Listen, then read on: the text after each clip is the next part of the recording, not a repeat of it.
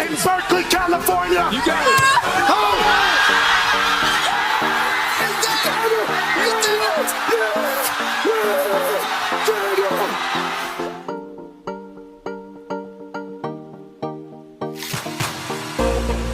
This one's for three.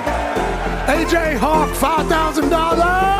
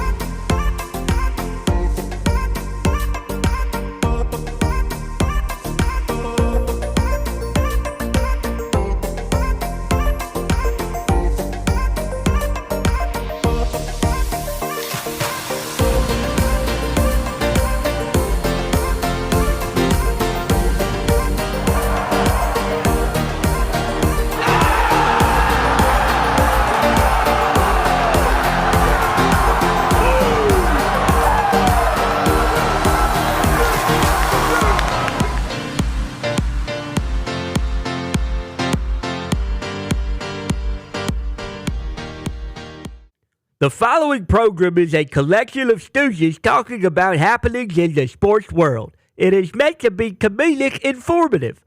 The opinions expressed on this show do not necessarily reflect the beliefs of their peers, their boss, or ESPN. There may be some cuss words because that's how humans in the real world talk. If you are young, please seek permission before watching any further. Hey. Why? Let's go! This show stinks, and the fact that you listen, we are very, very thankful for it. McAfee on the line with a gorgeous assist. The all-time leading tackler for the Green Bay Packers. You pink! Stop! Damn it! Be a friend, tell a friend something nice could change their life.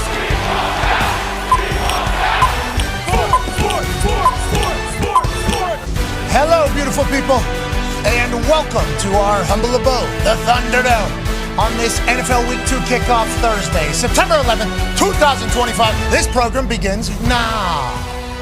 Football is happening on this September 11th, 2025, and I am an old man, and I happen to be at an age of, memory and remembering whatever September 11th, 2001 took place 24 years ago. I was in high school, and obviously it was a devastating day. It was a crazy day. It changed this world mightily, not just here, but obviously around the globe as a whole. And what I remember about that, and we will never forget all the lives that were lost and all the badasses that ran towards fire and buildings collapsing and the heroes that stepped up amongst us in the middle of the crazed, terrible chaos that was taking place in our biggest city. And then I'm from Pittsburgh. There was a plane that went down outside of our city. And then obviously the Pentagon had a plane hit it as well. And it was just a bunch of news and it was crazy. I don't think any of us fully understood what was happening, but I do remember on September 12th, 2001, it felt like our entire country, no matter what you believed, no matter where you were from, we were all together as one. We're unified more than I think I've ever witnessed in my entire 38 years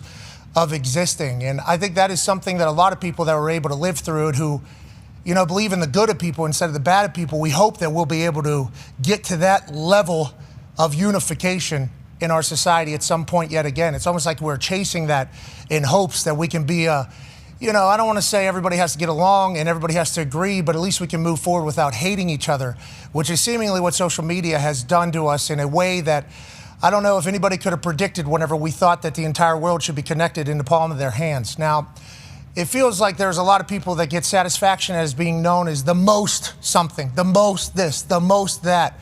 And whenever people try to compete on who's the meanest to the other side of the aisle, I think you're going to inevitably run into some chaos happening in our world.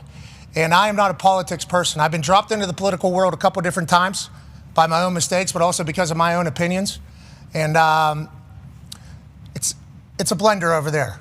And to be a person that wants to go in and stand on your beliefs and try to change the world and have the courage to do so, and also welcome and embrace debate in that world with how much anger there is, I think is a pretty admirable trait to have. So although I did not know Charlie Kirk, I certainly saw his clips from afar. I thought he was a crazy person for embracing and welcoming the interactions that he wanted on the topics that he believed so mightily in. But I also believe that he believed in what he was doing was making the world better. And I think the people that are willing to hear the other side and maybe extend a hand and maybe change their own opinion are the people that we should be modeling ourselves after. I am not always right. I am a doofus. I am an idiot that talks about sports, but I love hearing other people's ideas on things. Now, I am not in the politics world, and I know there's much more serious things out there, but in the sports lane that I live in, it is nice to hear the other side. So when I learned of Charlie Kirk on the internet, and once again, I did not meet him, I did not know him personally, I thought it was admirable to hear somebody who was so firm in their own beliefs, but wanted to hear why other people were against him. So yesterday, whenever we see a public execution of this man happen in all of our palms of our hands in real time, you can't help but wonder, damn, first of all, he has a family, he has kids, but also, are we a society that's really going to become that? Is that who we are? Is that what we're going to be, just strictly because we think that we're better than the other side? It's become a wild time, I think, in our existence. And hopefully yesterday was a pivotal moment for us on this September 11th, 2025, to maybe have a September 12th, 2001 moment. So that's my thoughts, positive vibes, prayers to his family and friends that have been there. But also I hope to our entire society, like, yo, you can disagree with people. You can disagree with people, and you don't have to hate them or have disdain for them forever. Everybody has different backgrounds. I grew up in Pittsburgh, Pennsylvania. Somebody that grew up in Miami or South Florida is going to have different views on shit, I would assume. Somebody that grew up in Compton, California, who I've had a chance, an opportunity to hang around and get to know people, probably have a little bit of a different view on things than maybe people that grew up in Columbus, Ohio.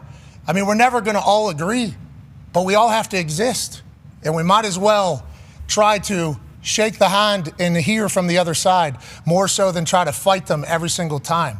And I think even though you might not have believed in or felt the same way that Charlie Kirk felt about a lot of things, and I'm not saying anybody on this set agrees with everything that anybody believes in this whole world, we can't just hate people forever because we disagree with one thing or two things that they feel. We got to move forward. We're in this thing together. Team on me. Team on three. 1, 2, 3. Team. Our jobs are to distract people from the real world and kind of make a little bit of levity and maybe let you know and kind of reconfirm the fact that there's good shit happening in this world. There's good people in this world. There's great things in this world. And although, you know, one terrible thing, or yesterday, 2 terrible things happening, another school shooting in Colorado, obviously devastating, all this. I have a daughter, 2-year-old, think about it all.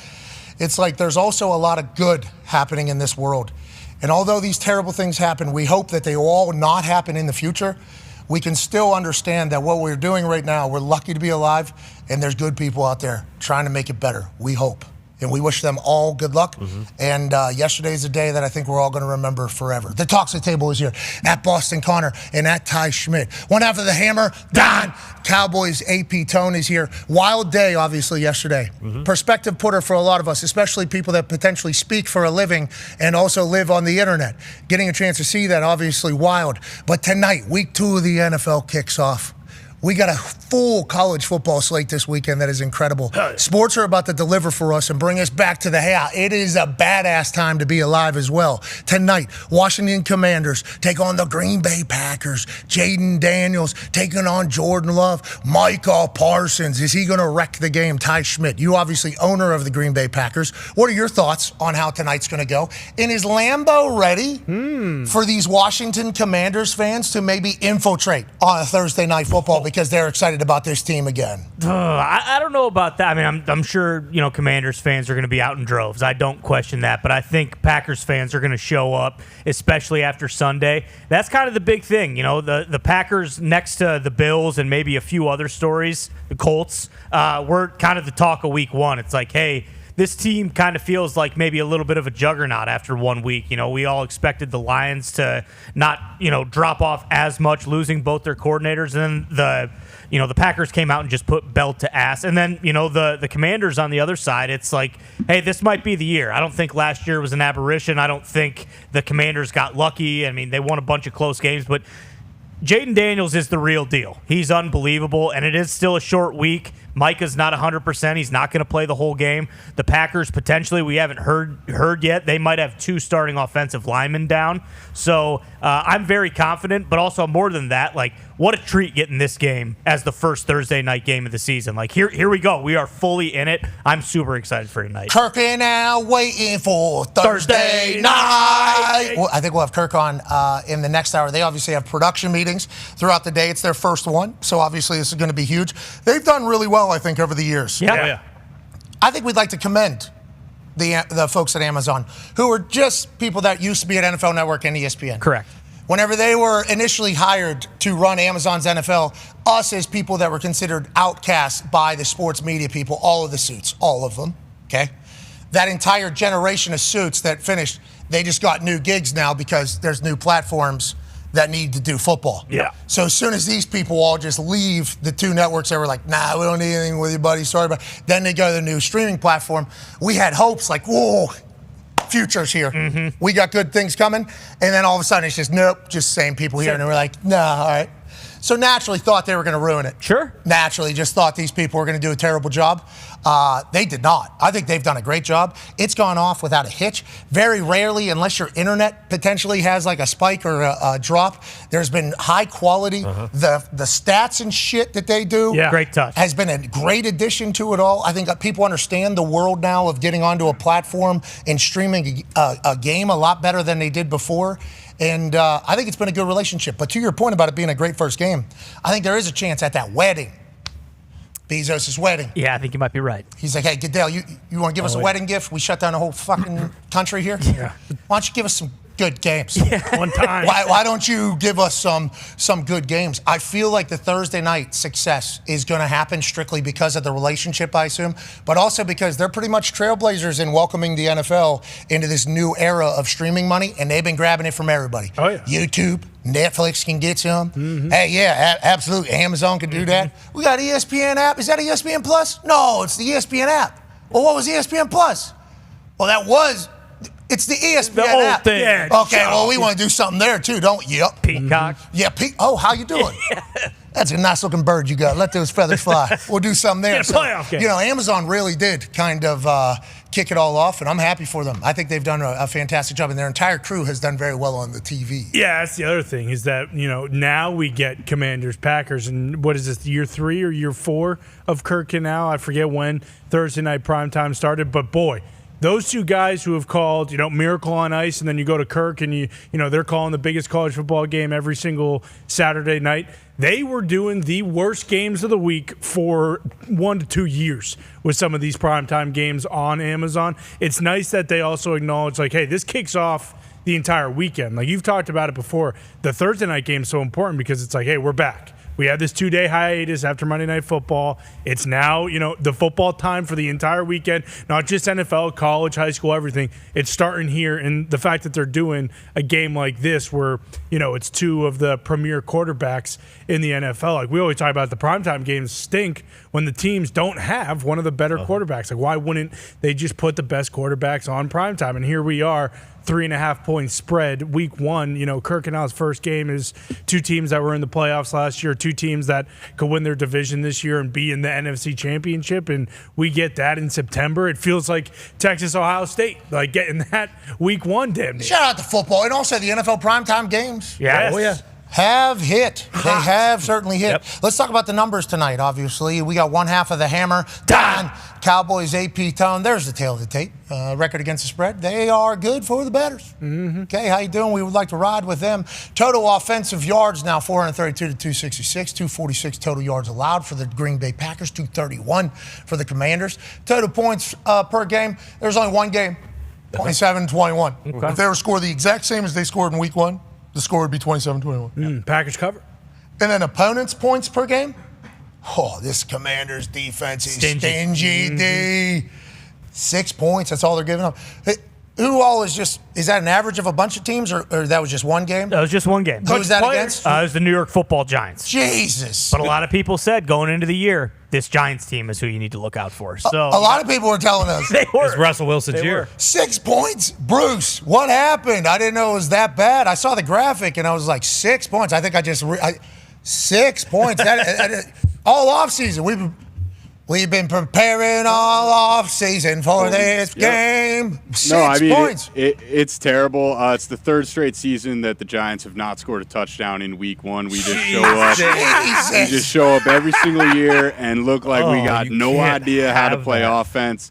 I'm already out on Russ. Give me Jameis. Give me Dart. Give me anybody that can get us towards the end zone. But yeah, it was an abysmal start. Think about this. Okay. We were talking about defensively okay. I like that. Always going to have a good thing over there. I like how we were talking about with the Indianapolis Colts. They haven't scored an opening drive of the opening game touchdown since 2006 or something like that. Bruce, we haven't scored a touchdown in week one in the last 3 years. Think about that. They practice all off season. That doesn't. They're trying to figure it out. I know we love Daboll, but that doesn't shine brightly on him. But he's been looking for it. Yes. And we saw on Hard Knocks what happened. The Super Bowl MVP. Yeah. Shipped out of town. He wanted to be back. Hey, we ain't got it for him. Well, somebody else does. Will you let me know who it is before? Sure. Eagles. Gone. We've seen it all in there. That place is crazy. This has been a must-win season, too. That's how it's been kind of heralded coming in for the New York Giants. So the first game didn't go your way. You guys will be all right. Maybe Jackson Dart. He was ready to play. He was. Yeah. I didn't like that he didn't get to play with how he looked. Sure. Now that I know you guys only scored 6 points, at some point Daboll's got to look at that, see the ice. A lot of it. See the swag, the accessories, and think, that guy can at least get us 4 more points. Mm-hmm. Yeah. Maybe the defense will get 2 safeties because of this guy. That'd be cool. I think that has to happen at some point. Yeah. We still can't block, though, so that might be the hesitation. Yeah, was the Commies' defense good? Because I thought the big question mark coming in for the Commanders. Dan Quinn hasn't much improved, I would say. Okay, so let's talk about tonight, the gambling aspect of this evening. Obviously, the sportsbooks have been winning by a lot. Okay, sportsbooks have been winning by a lot thus far in all of football. The top 5 most bets each week for college football and for the NFL have all hit for the sports books in grotesque ways. 4-1, 4-1, 4-1, 4-1. Sportsbook. Tonight, 3.5-point spread in Lambo. Tone, how's week 2 start, and what are the numbers saying right now about the gamblers and how they see the game going? Yeah, 3.5 at ESPN Bet. Other books have it at 3. So if you were looking to take the Packers, I would search somewhere else for a better number. Just be a good gambler in that way. 59% of the tickets right now against the spread are on the Commanders plus the 3.5, which kind of surprised me because the Packers looked so good in week 1. The Commanders looked really, really good as well. But I expected it just like the home team would get more action, but that's not how it is currently right now. And then Bruce and I looked at multiple sites. Whoa, what is this? I'm a little skeptic. It says 96% of the money is on the under, and maybe that's because Who's it? The internet. Yeah, but what would be the place that would normally give this information? There's multiple websites. There's Action Network. There's Covers. There's Yahoo has a thing where you go and you click on the game, and some of them are just sponsored by a certain sports book. So the sports book feeds there, like it could be like 96% at BetMGM or whatever, but it could be 70% at FanDuel. Like, so it's kind of a flawed system, like all polls are, you know. Sure. But it's normally generally decent as far as the against the spread is concerned. This over-under number is 96% on the under is wild because most football fans just want to see points anyways. Natural over bettors, we humans are, which is a good thing about us, which we have to remember. Love it. Yeah. We love that. We naturally think good. We naturally think, yeah, we're going to have success there. So 96 on the under, is that strictly because maybe that's one sports book, maybe it's only 5 bettors, but also the trends right now, 12-4 to the under, right? That would be the only reason that I could think of this, because primetime games are always bet over. Packers and Commanders, everyone knows they both have really good offenses. So normally this would be an over bet for the general public. But tonight might be a cagey affair for the boys. The weather? Maybe Micah going. What is the weather? Yeah, out there I bet in you it's Lambeau? beautiful. I think we have a perfect night in Lambeau. So I don't think weather What's is the an song? issue. What's the song they sing over there? There's the Packer Polka?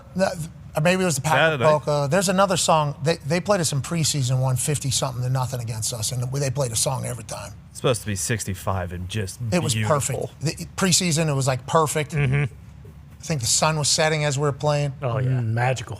Everybody was still in there. Out of a postcard. You guys were fucking pounding us. I mean, we had no shot. I still had to punt. Everybody's having a good time. Preseason game. I'm still having to go out there and hopefully not break my leg. Okay? But boy, it was electric in there. I mean, there's a song that they sing. I remember it because it was... Kept playing. Yeah, unrelenting. Play it again, play it again. That's basically what they were doing. That place is special, man. Yeah. That is a very special place. I'm excited it's going to be the perfect night for football. You know, best truck down the line? Boom. Dodge Ram truck. Hell yeah. You know what we love about Ram? They got the Hemi V8 back, fired up and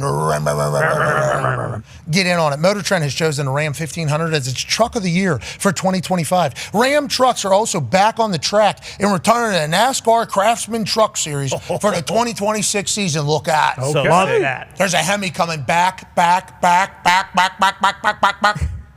the NASCAR Craftsman Truck Series. It's a big deal. Yeah. Huge. Love that series. So when I'm about to buy a new truck, there's always a lot of question marks. Why don't you fucking go see them race? Yeah. Let me see which one's the one. Yeah. Okay, because Toyota had a good run there. Remember, Toyota They did. almost took over our office. Yeah. Ford always old steady. Yeah. F-150, 350, 450. Well, Steady We can get a 4500 there. We can get that entire thing.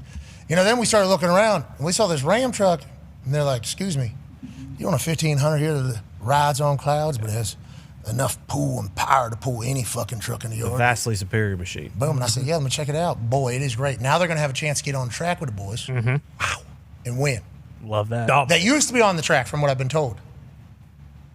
And Is for that some too reason, much of an advantage? Yeah, or- too good. Yeah, they were too good. I don't know if they got kicked out for dub after dub after dub. Yeah, must have been. That might have been it. We have not looked into that. We don't know if that's true. That'd be my guess. But now they're back. Okay. And you can watch that. This weekend, or whenever the hell it's on. Jeez! I'll tune in. Joining I'll us be now, ladies and It's gentlemen. this weekend.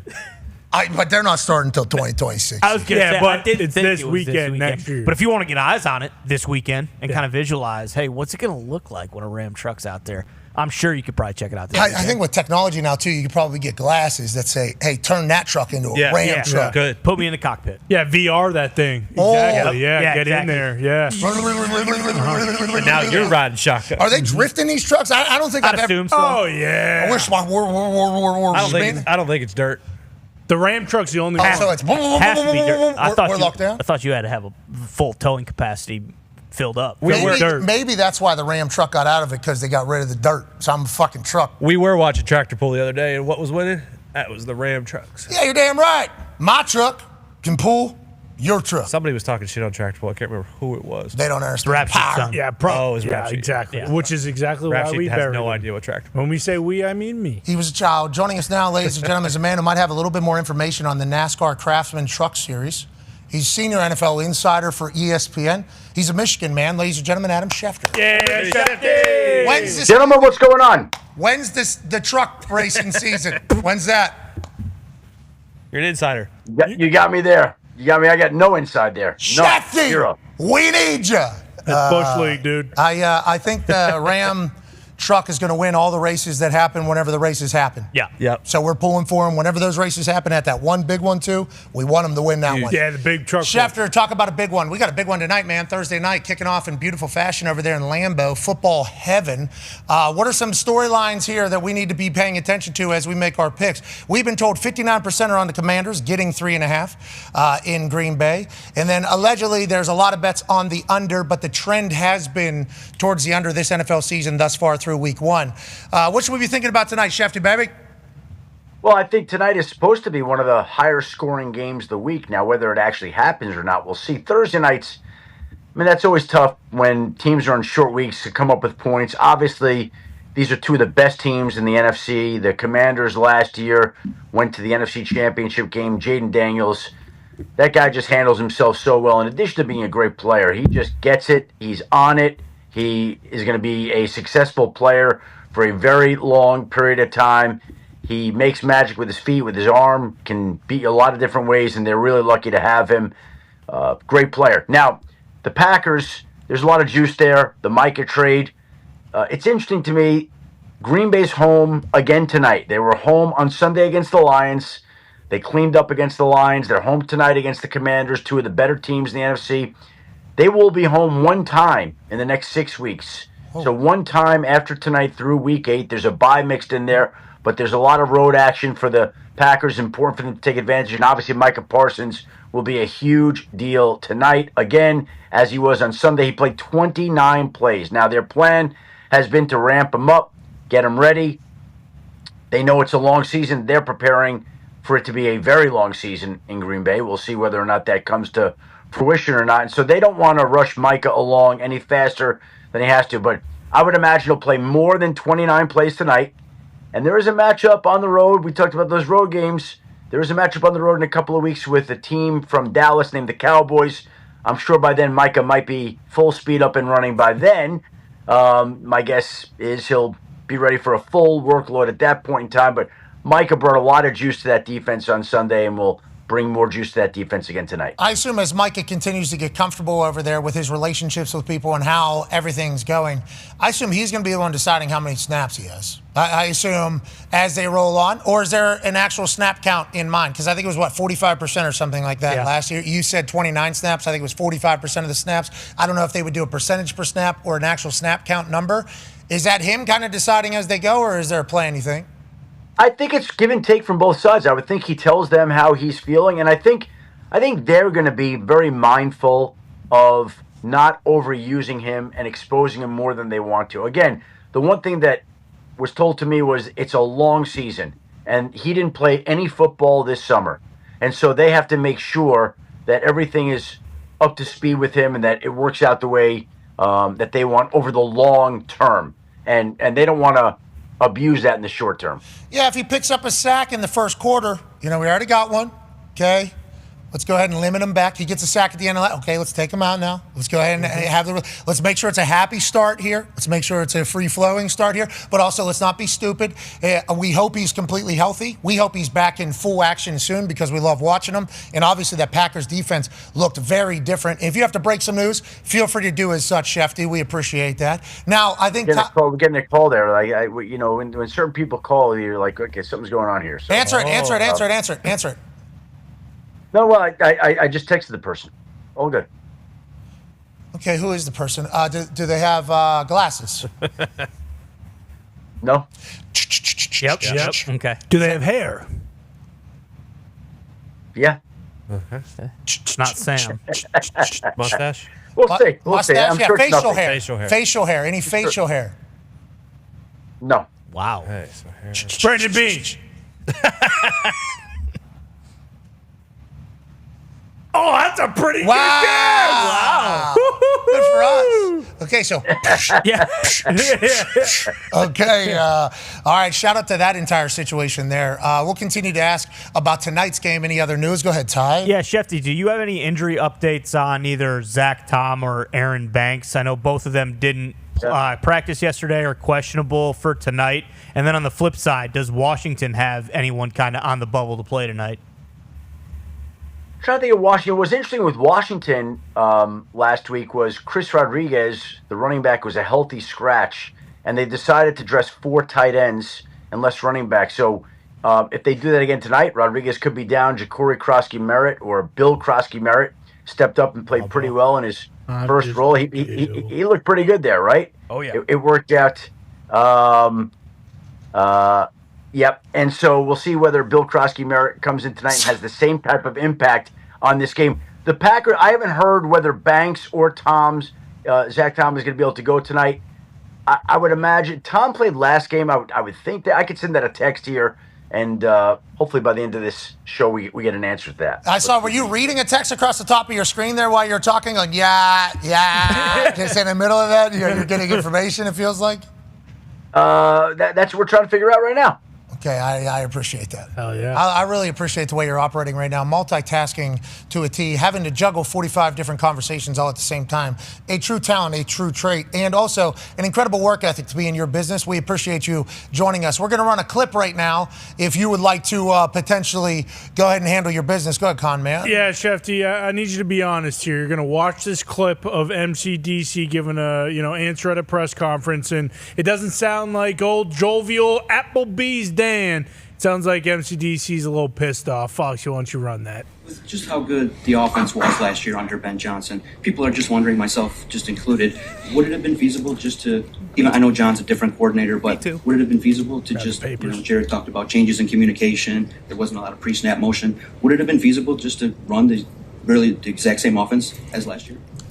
What are you asking? What did Jared say? I'm saying your offense last year. Well, no, you said something Jared said, so let me hear it. Changes in communication.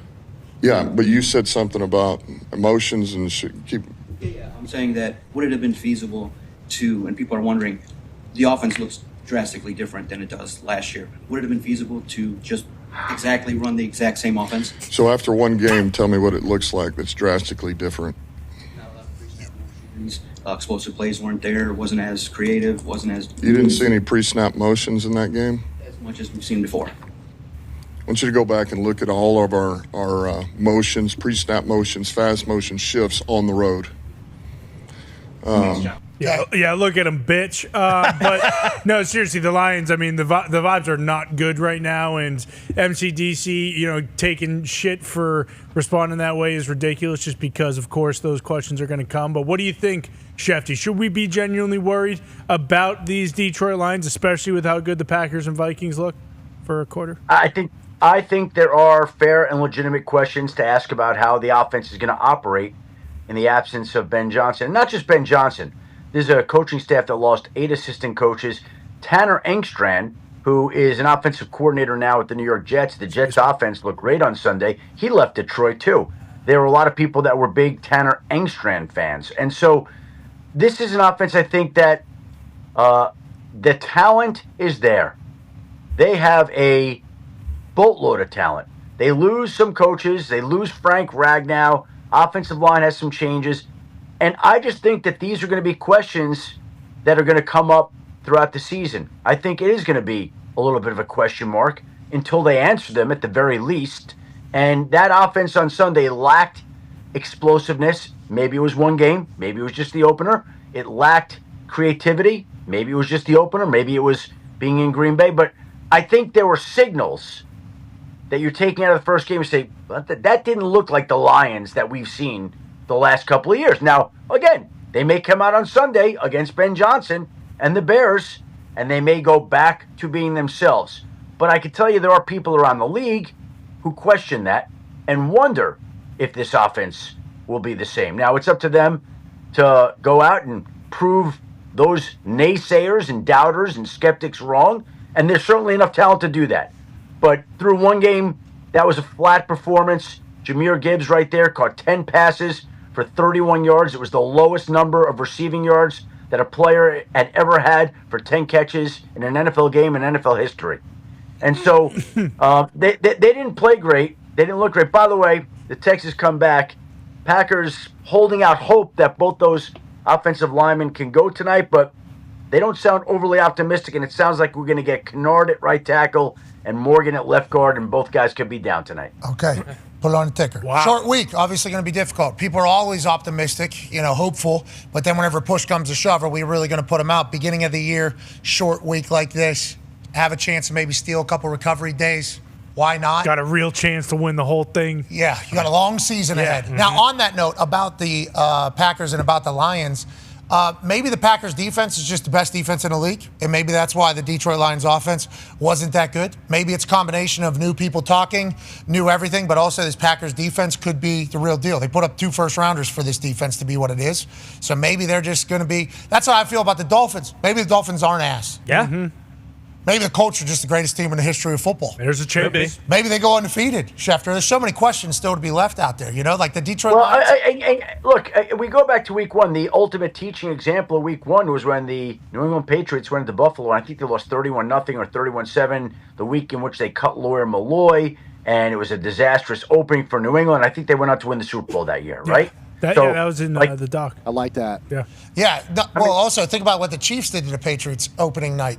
Yeah, and then Jimmy Garoppolo finished the game, and they asked Belichick after if Tom Brady's still the quarterback, and he laughed at him. Yeah, so then I think you guys win. That was Ron to Cincinnati. Yeah, and I think you guys win the Super Bowl that year, right? Yeah, that was that year they won it. I think that was the Deflategate year.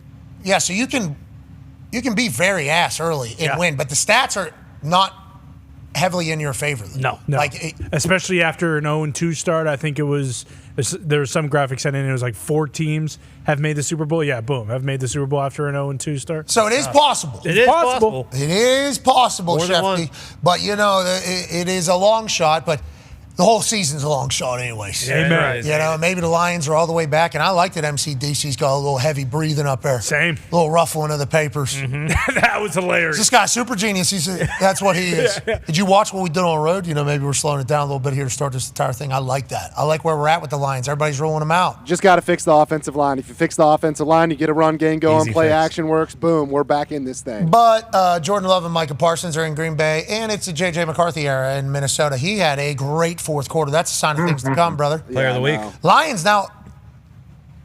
I think the Lions are... Whoa. We are in must-win territory. I'll say that. We play the Bears on Sunday. We'll We're in must-win territory. J.J. McCarthy. Yeah, by the way, go ahead. Before we get to JJ, and I am anxious to get to JJ, but okay, go ahead. The Lions after this game, look, they play the Bears.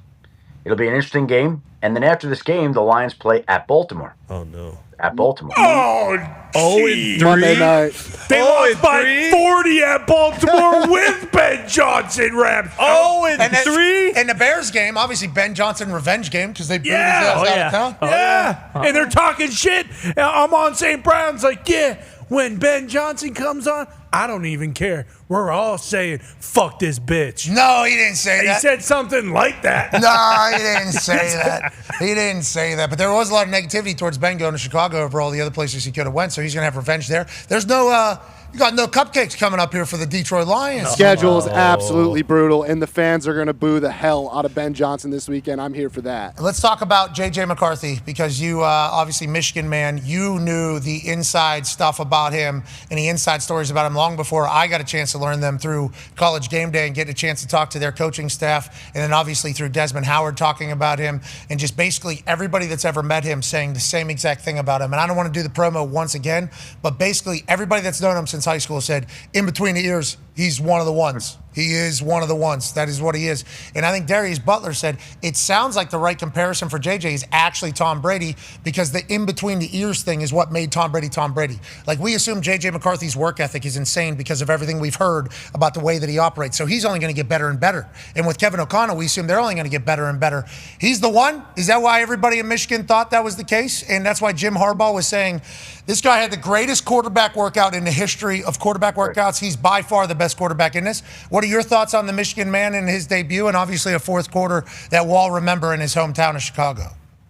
I don't know that there are a lot of quarterbacks that could struggle the way that JJ did through 3 quarters throw a pick six that I think a lot of people thought the game was on ice at that point in time.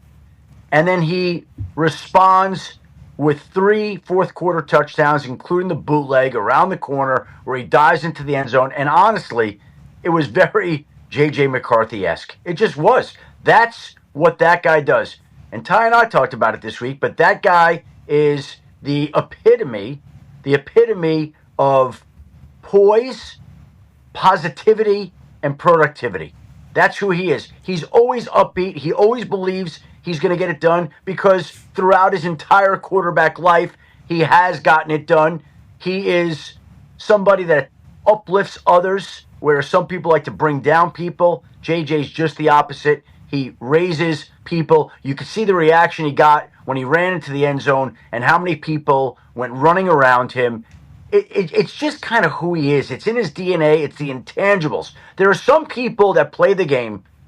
They just don't win often. There have been enough quarterbacks through history. We don't have to name any names. They just don't. They don't get it done when it matters. This guy, high school, college, and in his first NFL game on the road after a pick six down in the fourth quarter, he does get it done. Watch how many people come over and celebrate with him once he goes into the end zone there. It was like sprints. Yeah, and I think they're calling him a sicko or a psycho too. I forget what it was, but it's like very bro, like very much like they're in this thing together. It was awesome. You're right. 75 is who Connor's pointing out in the background. He's not the only one. Well, we cut it short there. There are a lot of people. And now, I think it's great. Sunday Night Football, of course. Sunday night. You know what we get Sunday night? J.J. McCarthy versus Michael Penix. A rematch of the national championship game. First time they've met since then. Kind of cool, right? It is. Another primetime hit, too. Yeah, this is a banger storylines. Things are going to go well, we assume, for both guys. Yep. Okay. NFL's swinging a hot bat. They are. Monday Night Football doubleheader, not to mention. Game kicking off at 10 o'clock. Definitely going to watch that. Who? Love it. Yeah. We are so pumped for that. That's really cool. So stupid. They got it right last year. Why'd they change it, Chef? We don't know. They might get it right this year, So too. smart. Well, they're trying to do 7 p.m. for the West Coast people. Yeah. Because remember, though, they had the 7 p.m. and then they started the next game at it was 8:30, and it was right when the 7 p.m. game was at halftime. Like, they got this done already. I don't know why they're going back to Well, you can't watch the fourth quarter and the second quarter at the same time. I think it was I think Orlovsky was bitching, saying, nobody listened to my game last year. We need to have them separate. Is that what happened, Schefter? I don't know what happened there. Went back to the 10 o'clock game. As a older guy here, a 50-year-old guy, I don't like those late start times. It's hard for me to make it up for the whole thing. Like, it just is. Like, I'm going to try, but you don't have to. My chances of succeeding are not very good. As my wife can attest, I'm sure I'll be, drooling by the second quarter. Yeah, I like that. You're a mouth open drooler sleeper. I like that a lot. I'll get into that every once in a while with some deep sleep. 10 p.m., good for the West Coast people, though. Happy for the West Coast. Yeah. Go for the West Coast. We're happy for you. All right, speaking of the West Coast, last question here for you, Schefter. We appreciate the hell out of you. Speaking of the West Coast, is there just a constant injury bug in Santa Clara? Because it feels like the Niners have been bitten by it the last 3 years. Right now, George Kittle, he goes on the IR, so that's 4 weeks. And then I saw earlier today, Purdy, maybe 2 to 5 is a potential. Is he an IR candidate as well? What's going on with the Niners and their injury situation right now? Well, Kyle Shanahan said multiple weeks, and when the head coach is saying on Wednesday that the quarterback is a long shot to play and that it's a multiple week injury, that tells you what you need to know. Like, Kyle Shanahan's being as transparent as he could be about that. And so right now, it'll depend on how Purdy feels as he's coming along, whether he misses 2 games, 3 games, 4. They don't know yet. They'll wait to see how he responds to these injuries. The toe is the bigger issue than the shoulder right now. He hurt it when he got tackled out of bounds by Julian Love on Sunday. They knew it was hurt during the game. They knew it was an issue. And now it looks like it's going to sideline him Sunday and beyond. And so, it sets up a great storyline here. You prefer to have Brock Purdy out there, but Mac Jones finally playing for the 49ers. Everybody expected to see Mac Jones running a Kyle Shanahan offense. We just didn't think it was going to be in week 2 of the 2025 season. But that's what we got here on Sunday in New Orleans against the Saints. And again, I'm just telling you that when the Niners made that trade to go up to number 3, it was with the intent to draft Mac Jones. And then during the process and the evaluations, they changed their course of thinking and decided to go Trey Lance. And they went away from Mac Jones. And Mac Jones obviously signed with San Francisco this summer, trying to follow like the Sam Darnold plan. Sam Darnold went to San Francisco for a year before he went to Minnesota for a year before he got the big deal in Seattle. And so Mac Jones now gets a chance to show what he can do in the 49ers offense here. I love Brock Purdy, okay? Yes. I appreciate Brock Purdy. I respect Brock Purdy. I feel like I have banged the drum for Brock Purdy louder than most people because of how much respect I have for his story. To be drafted where he was drafted, become the starter against all odds and just ball out and then immediately have success, and then everybody's still thinking, oh, there's a reason they didn't draft him. He could walk on water, and they would say it's because he couldn't swim. Mm-hmm. And I didn't create that line, but that was really what Brock Purdy was being judged against, and I didn't like that. I thought he was a baller. Now, him finishing the game with his toe that's going to keep him out a couple of weeks is certainly something that we should respect his toughness as well. Because if it is something that's going to keep him out for multiple weeks, that had to be a real deal. He finished the game then. Mm-hmm. So I think a lot of people just assumed he was going to play because he finished the game. If you can finish the game, what are we talking about? Well, adrenaline's through the roof. You're doing this entire thing. But I say all that to say this. Shanahan liked Mac Jones, right, from the draft process. If Mac Jones balls out, okay, possible. Mac Jones balling out is possible. And again next week. And again the week after that. Kyle Shanahan is a guy who will say, we just gave you how much money? We don't care. We are going with Mac Jones. He is a hot hand, is my quarterback type of guy. And that's insane to even think about at this point, especially because of how much I respect Brock Purdy. But if Mac Jones is the perfect quarterback for a Kyle Shanahan offense, which is possible, especially with the years of experience he's had now failing. Failing is a good thing because you learn a lot. You get humbled maybe. I don't know how many gritties we're going to see tonight. Maybe we see a few. But it's like maybe he's at a perfect spot for a Kyle Shanahan offense and his brain and his throw. And maybe that's why, there's a possibility here. This is a huge storyline. Yeah, and his number one target in New England while he was there was Kendrick Bourne. And the 49ers brought in Kendrick Bourne to be another receiver because Jawan Jennings hurt his shoulder and they weren't sure about him. So Mac Jones is, basically his best target throughout his career thus far, you could say, because, that's the only place he started and played with him, would be Kendrick Bourne. So him, McCaffrey's healthy, and Shanahan wanted him. Tongs, what's the guy's name? Yeah, Jake Tonges. Are we on the right track here? Am I speaking out of pocket saying that, Shefty? Listen, they're committed to Brock Purdy. The money's committed to Brock Purdy. Yeah. They'd love to have Mac Jones develop. I think that's there are always a bunch of scenarios that could unfold with any scenario. I don't see that happening right now. I think there's a lot of steps that you'd have to get through to get to that point in time. If Brock Purdy were unsigned and hadn't signed the deal this past summer, then I'd say that's interesting, Pat. We might be onto something. But they committed big money to the guy, so he's going to be there for a while. The 3 overall pick. Probably trade him. Traded a bunch for it. They put Mr. Irrelevant up in there. It's a wild move, but if you're going to win, you're going to win. I miss Brock Purdy, but I'm excited to see if this is Mac Jones at his full potential. Yeah. Good luck to him. Good luck to all parties. And tonight, we'll follow along as you keep us updated on everything that's happening. We appreciate the hell out of you. Thank you, guys. I appreciate having me. Nice to be with you. I'll see you Monday. Amen. Ladies and gentlemen, Adam Schefter. First 15. First 15 on Monday. Prepare. Ladies and gentlemen, joining us now is a man that said this at halftime of his last game as he was beating a team 33-0 in the first 2 quarters of the game. Time talking. Maybe I just have a different standard. I don't like them freaking moving the ball. They're dropping back at the end of the half. We're on the sidelines. Me and John are saying they'll take a knee here. They'll run the ball. They don't fear you. They don't respect you enough yet. And if that sounds like coach speak, then you have the wrong brain. They're dropping back against our starting defense. They're cutting our own line at the end of the half. All you young guys just go back there and chill. I want my opportunity. Some of you guys will get an opportunity right now. I told you I don't care what the score is. I told you I care what the tape looks like. Did I trip when the ball was fumbled? No, I don't care what happens in the game. I want to see what the next play is. You have 1 half. Defense, you have 1 half. If they try to drop back and throw it, and that quarterback's not on the ground, I want new guys in there rushing. I want them hit. I want them never to say our name again.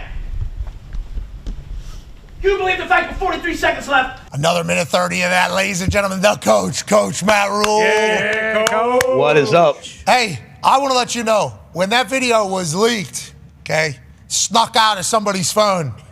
Shout out Will Compton, the boys. Great job on TV this morning, boys. When we see that, I think to myself, here's a guy trying to set a precedent right now. Here's a guy trying to let the boys know, like, hey, in the past, maybe we're okay winning by a touchdown or winning by 4 or letting people come back on us. Or you said a couple different times through there to the defense, you have an opportunity at a shutout. You don't get a lot of opportunities at a shutout. I love that mentality. Is this new speak from you to the team, or is this a new angle, or is this kind of how you've always been at all your stops? Yeah, this is kind of, who I am and who we are. I think the great thing is I just have a team now that's ready for it. They're all there for it. Like, that video in the end, there's a couple senior safeties that are shaking their head. And it was really cool at the end of the game. Like the one safety, Marquise Buford, he was like, man, I've never beat someone 68-0. He's like, this feels great.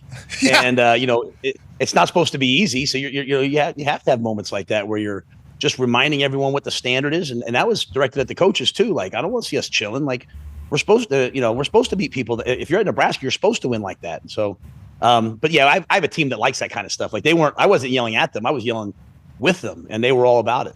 I love the competitive spirit. You're going to have that. Having the killer mentality is a real thing, and you have to have it. And I think it is something that is practiced. I think it is something that is trained. And it sounds like you were thinking of the second half against Akron there. 33-0 at halftime, 68-0 after 4.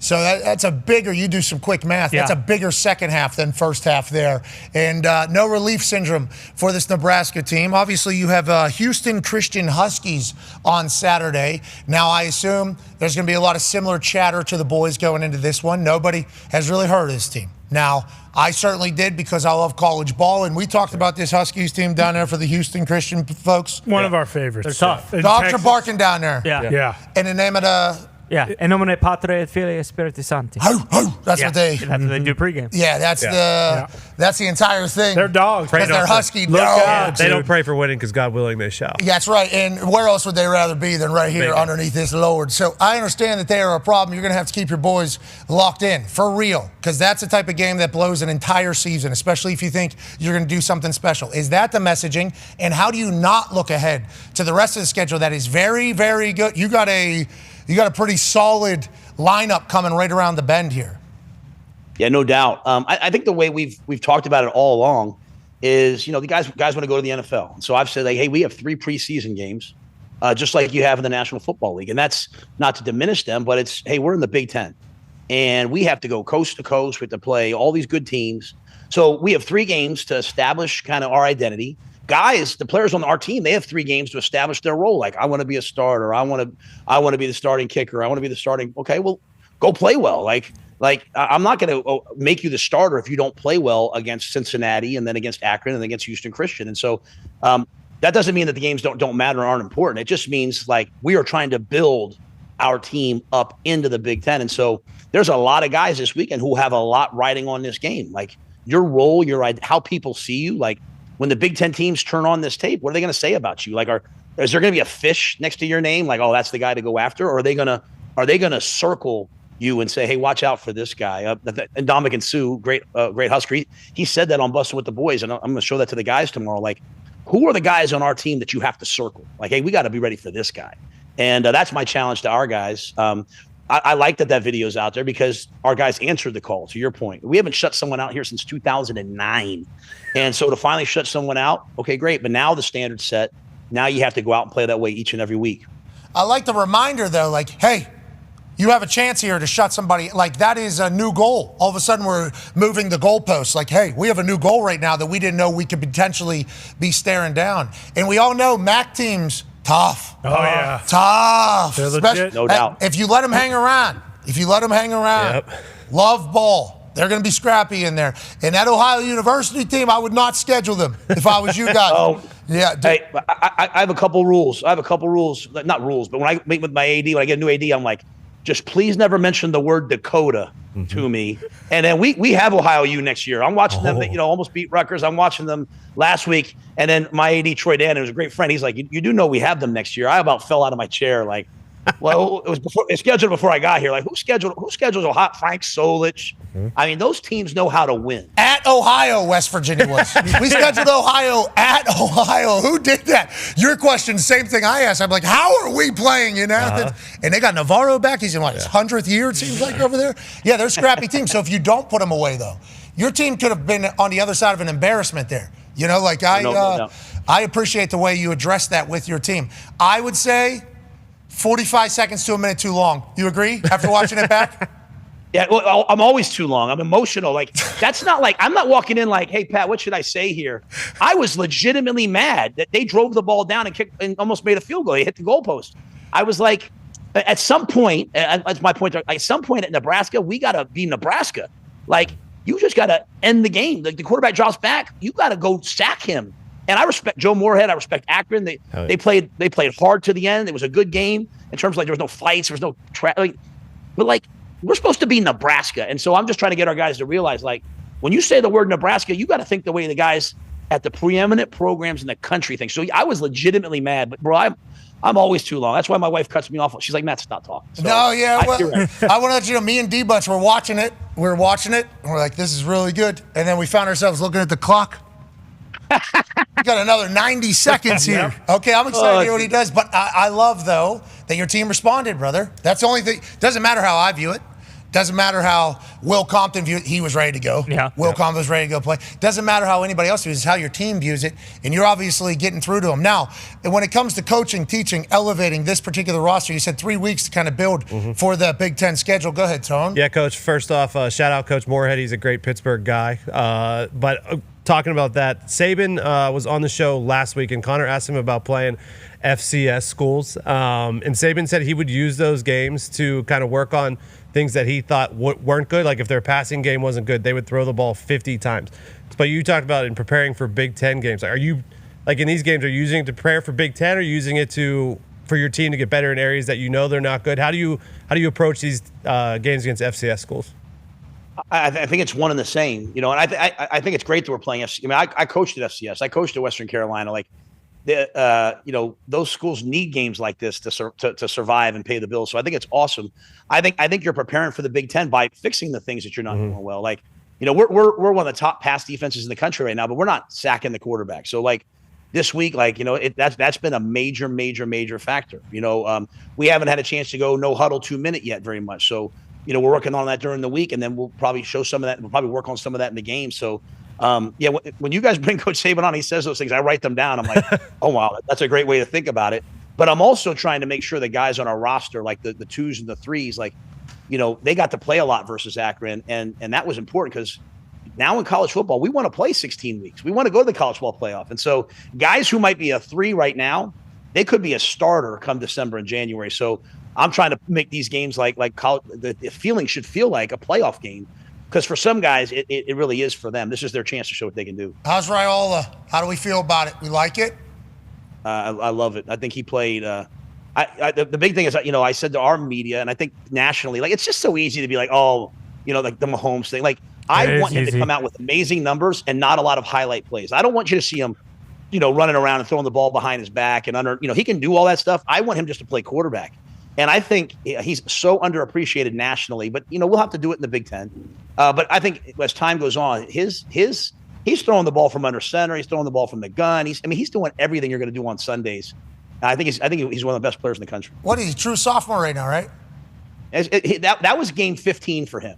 12 games, a bowl game, and then this. I mean, this will be game 16. He's not even like. I mean, he's so young. I mean, he's going to be so good, dude. Great player. Last year had a lot of flash, I think, right? That's what you were talking about, all the flash. This year, you're saying he feels like a more mature quarterback. He said under center. He's no flash plays. We're just doing football, basically, you're saying.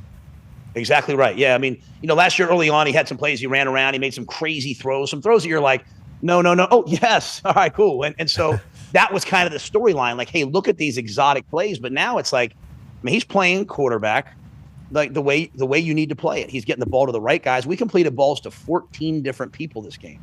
So it's not like, hey, we're just throwing it to one guy. He's doing quarterback play at the highest level through 2 games. And now we'll have a chance on Saturday to try to going back to the earlier point, do some things maybe we haven't done as well. Push the ball down the field, maybe some no huddle. We'll see how the game plays out. Oh, dump that. Houston Christian's they're going to know the game plan. They're going to know the game plan. They're definitely going to hear this. Last question. A lot of Packers fans out there in Nebraska? There's a lot of Packers fans here. We got a lot of Chiefs fans, and there's a lot of Packers fans here. Yeah, I can imagine right out there in that part of the world, part of the country. How do you feel about Micah Parsons joining the Packers? I think it's such a great move. I mean, you give away a good player, Frank Clark. You give away 2 ones, but you get the best defensive player in football, and you're a running team. You get good quarterback play from Jordan Love, but now you've added a dynamic element. And how do you win games in the National Football League? They're all going to come down to the final 5 minutes. Having somebody who can affect the other quarterback is vital. And so you give away 2 ones, but they're going to be in the playoffs. Those are going to be picks in the 20s or whatever. I mean, I think it's such a great move, and him coming out there, he's out there in number 1, an old Harrisburg guy, my kind of guy. Like I think he's just a great player, and I think it's a great move by Matt LaFleur and the people there. Oh, I forgot there was a Penn State connection there. Of course. You know it. We appreciate the hell out of you, man. How's House Rules? How's House Rules? I almost called it Rules House again. I just want to let you know. Listen. You went with the Who's House, Rules House, little Run DMC last time, and I loved it. We debated on the last pod, should we just change the name to Rules House? I mean, if you say it, I'm good with it. But we came out with another episode today. My boy Danny Woodhead, Beck Alec, All-American volleyball player here. So we're having fun with it. We're getting some people in, and it's fun for me to be on the other side. Hey, I want to go to the volleyball game with you out there. Oh, they're amazing, dude. It's an unbelievable atmosphere. Come on, let's do it. Yeah, absolutely. Love the sport. Boom, love the sport. All right, ladies and gentlemen, head coach of the undefeated Nebraska Cornhusker football team, Matt Rhule. Coach. House rules, Rules House. Rules. It's his house. Just tell him. All right, we'll be back on the other side with AJ Hawk and also Coach Mike McCarthy. Be a friend, tell a friend something nice. It might change your life. Belle Sessions, who got here at 3 a.m. this morning, was the winner. Her ticket was pulled, and you thought to yourself immediately, what, Belle? I knew I couldn't do it, and he was next to me, and he said that he could, so we're splitting it. Okay, so Belle Sessions made the decision to talk to my man, Henry Silver, who Henry got here yesterday at 6 p.m. He's been waiting for this moment. Now, Henry, you told her that you could make it. Why do you think that's the case? Have you ever kicked a ball before? I've kicked a ball before. I've played soccer my whole life. I think I can do it. This kick is for $150,000. You said you would split it in half, right? Okay, so let's make it $200,000. If you make it, you will both get $100,000. Where are you from, Henry? I'm from Fishers, Indiana. Who's your favorite NFL team? The Colts. Hell yeah, dude. Hell yeah. Come on, bro. Hell yeah. To hell with the Falcons. That was rude. They didn't deserve that. I like that.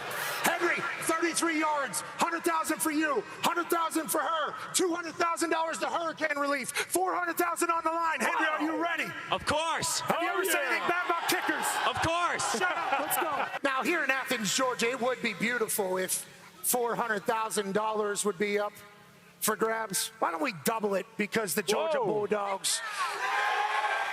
So,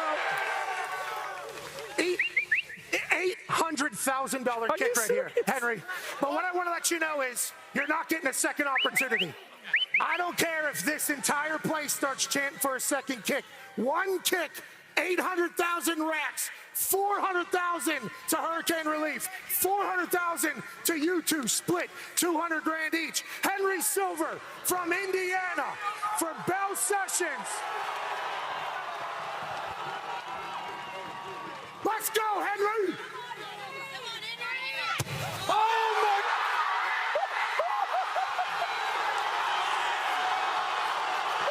Henry! Henry! Come in, buddy! Come in! Let me see this. Let me see this, Henry.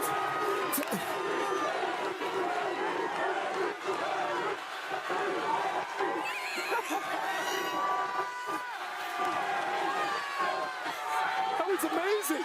I mean, he walked in like, Henry! Henry! Congratulations, Henry! Congratulations, Belle! Dude! Congratulations! It's Georgia. What a morning. College game day's the greatest. College football's amazing. Bill, you just won $200,000. You're a genius. The following program is a collection of stooges talking about happenings in the sports world. It is meant to be comedic informative. The opinions expressed on this show do not necessarily reflect the beliefs of their peers, their boss, or ESPN. There may be some cuss words because that's how humans in the real world talk. If you are young, please seek permission before watching any further. Hey, let's go.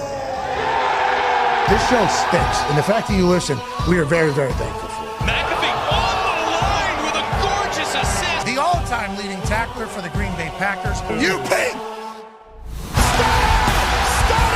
Damn it! Your friend tell a friend something nice could change their life.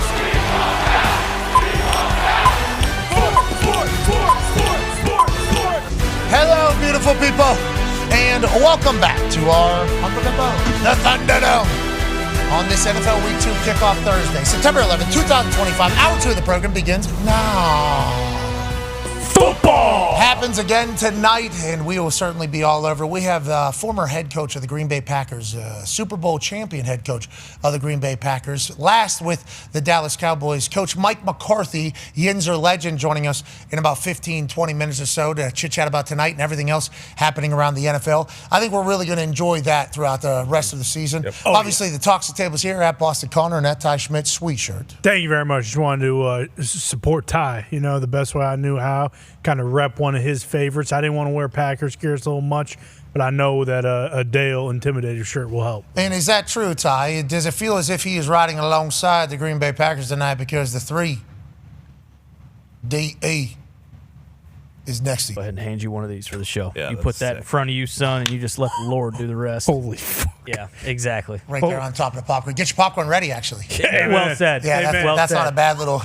Yeah, that's not a bad little tie in there. How do you feel about the Packers tonight? Because I've heard some voices around the Thunderdome saying, really like the Commanders all of a sudden, plus 3.5. Are people forgetting about Cliff Kingsbury and Jaden Daniels and what they were able to do in Week 1? Or is everybody blinded by the Micah Parsons magic, saying, "Oh, we all hypnotized by the number 1 flying around there in the fourth quarter"? And do we not remember who the Washington Commanders are now that they're in this new era, new ownership, new time? They're a good team. Getting 3.5 feels like a lot of points for a Washington Commanders team, especially of this stature. Are you hearing the same things that I'm hearing around the Thunderdome, Ty? And how does that make you feel? Yeah, a little bit, but I think kind of the prevailing notion has been, hey, 3.5 might be too much. I think the Packers win, but maybe the Commanders cover, which I could see that being the case. I'll tell you what I told Connor this morning. Had the Packers looked like hammered dog shit last week or just squeaked by the Lions, I would have been very nervous going into tonight because I do think there was a lot of talk of Jaden Daniels like, well, hey, we'll see. Maybe he has a step down after sophomore slump. Which is kind of weird because typically we hear about, like, no, actually, if you're good, like, that's when you really take that jump, is like that second and third year when you're a guy like him. So, yeah, obviously, Jared Goff's not back there again this week. Their play styles are certainly a little bit different. So that does concern me a little bit. But, again, it's at home. And this is it's a great opportunity for the Packers. You have all this talk, you have all this pomp and circumstance surrounding them this season. It's like, okay, go prove it. You had a great win Week 1, flush that. That doesn't mean shit. Go out and beat a team who you could potentially see in the NFC Championship. Earlier, we chit-chatted that 59% of the people are on Washington Commanders plus 3.5, which also echoed the sentiments of the Thunderdome earlier before we went live. Let's go to one half of the hammer. Dahn. Cowboys, AP Tone. Where are we at now with the public trying to beat the sports books for the first weekend of the football season? We have had some significant movement. It's down to 58% of the money on the Washington Commanders, so a little bit more Packers money coming. Oh, okay. That's from 59% to 58%. Okay. Wow, plus 3.5. Still got an opportunity. What states over there? Maryland has sports betting? Oh, yeah. Mm-hmm. Virginia? Yeah. Yep. I think majority of. Mass. You think what states don't? Utah? California. Does Florida? Texas? Hard Rock? Florida, I don't think. California? No, you can because Hard Rock. You can only do that through Hard Rock. Why Texas? 38 U.S. states have it. Okay, so there's quick math. Plus Washington, D.C. and Puerto Rico. Okay, so D.C. also in there. Shout out to PR, man. Yeah, Puerto Rico. By the way, great place. Love that place. Great place down there. Puerto Rico is a great island. I know Tony. Sure. Had a joke, a little misdirection about the place. I don't, Bad Bunny, obviously, right, from Puerto Rico. Oh, T's and P's, Bad Bunny. Yeah, he blew out his knee. His knee. Stop hopping like a bunny. He was doing a 30-day or 30-show, what's that called, residency in Puerto Rico, just the island of Puerto Rico. And I happened to be down there in the middle of the show, residency time. And his show was like an hour maybe away from where I was. But they're talking about tourism just on the whole island being up because Bad Bunny is doing this entire thing. So when you talk about representing for your homeland, I mean, he is actually doing that, like bringing so much money to the island. Yeah, he's a showman too. He's entertaining. Oh, yeah, PLE. He's doing a lot of stuff, and then he's hopping around. His knee blows out. He toughed it out to the back, though, he did, which I appreciate there. So what we're saying is maybe more people betting on the Commanders at this standpoint because Green Bay Packers fans, have you had to wake up and start gambling, or do we think plus 3.5 is the right play? Feels like that's what everybody is alluding to that's chit-chatting about. It's not the side I'm going to be on, but if the majority Hey, Tony. Joining us now, ladies and gentlemen, is a man who is live from an attic in Ohio. He is also a college football national champion, a Super Bowl champion, and a Ryder Cup winner. Ladies and gentlemen, AJ Hawk. Hey, Hawker. Hawker. Hawker. Hawker. Hawker. Hawker. Hey, that song you're looking for is called "Roll Out the Barrel." What they play in Lambo, play it like usually like heading into the fourth quarter, towards the end of the game, just get everybody really juiced up. Let me hear it because we lost in the preseason there by a lot. More of an instrumental thing. I mean, there's some words to it. More of an instrumental, just kind of vibe thing. Just do it. What's it sound like though? What's the instrumental sound like? Roll out the barrel. There it is. Roll. And then there's some words like barrel. tad, tabato. There's like some weird words in it too. It's like an old polka situation. Okay, so maybe that is what you were referring to. Roll out the barrel is the name. Bruce, can we maybe try to search that? Roll out the barrel. We assume it's copyright. Lil Wayne did it. Hey, Lil Wayne introed it, I think, 4 or 5 years ago at Lambo. He was like the guy that started it. He hit the roll out the barrel with the Wayne train? You're telling me Lil Wayne got on the roll out the barrel? That's sick. Barrel song? That is nasty. Yeah, he was on the 50. I think he was on the 50. He kind of introed it, and bam, place went crazy. So he introed the song, or he put a verse on the song? I don't think he put a verse on the song, at least not in the moment, not in the video I saw. Need a mixtape remix with Lil Wayne. I can do it on top of Roll Out the Barrel. Yeah, if he wants to, sure. But can you find the song though? Can you find a video, Bruce, so we can hear the thing as opposed to just read about it? Because AJ refuses to do it. Right. What do you say? Roll out the barrel. Pretty much it. Roll. Oh, no. There you go. They throttling me? How's it look? I think it was an autofocus situation there, and they got those books in the back. You got some new books this year, I see. Yeah, a couple new ones to add to the collection, but the usuals are here. Yeah, the usual is always going to be around. Always going to want those words of literature, obviously, really close to your brain so that you can maybe osmosis it. I appreciate you doing that. Did you ever think about maybe changing the books for this year? Was there ever even a thought of that? No. Can't fake that I did. Yeah, I don't think I've even put thought into that background, but I have had people recently come up and say, so are those his favorite books? Why is he always in front of the... And I'm like, why do you turn them backwards? Why do you turn those books backwards, they tell me? That's because you're mysterious. Yeah, you memorize by the because it's art. Yeah, it is art. You're right. You never want to judge a book by its cover. That's right. So you actually completely cover the cover so that there is no cover. Mm-hmm. So you go in blind going in, which is, hey, not a bad thing to do. And that's why we appreciate you. Tonight, though, obviously great bias. You're the all-time leading tackler for the Green Bay Packers. The Washington Commanders are coming to town. We've heard 65 degrees tonight. Should be a perfect night in Green Bay, Wisconsin. AJ, your thoughts on what will win the game for the Packers or what you're worried about maybe for the Packers, either or? So what's the final injury situation from Schefter? Did he say? Do we know about the O-line? Like, what's going Both out. That's what it sounded like. Likely. That's not a great thing, but you know what? I still think they'll be all right. Obviously, we need Jordan Love to play well. I think we need to find a way to run the ball, too, if we're Green Bay. Jaden Daniels is awesome. I think the Commanders are awesome. I love what they do. But I think another home game in Lambeau, night game, they're going to play roll out the barrel head in the fourth quarter. That place is going to be alive tonight. It's going to be awesome. I think the Packers figure it out. We found it. Is it like Renegade? I mean, yes. It's kind of a hokey version. Bruce found it. Had a boy, Bruce. Roll out the barrel. We'll have a barrel of fun. Roll out You know the dance too already. We've got the blues on the run. Sing. It's so Wisconsin. It is so Green Bay. Ring out a song of cheer. Really is. Now it's time to roll the barrel. For the gang's all here. That's sick, dude.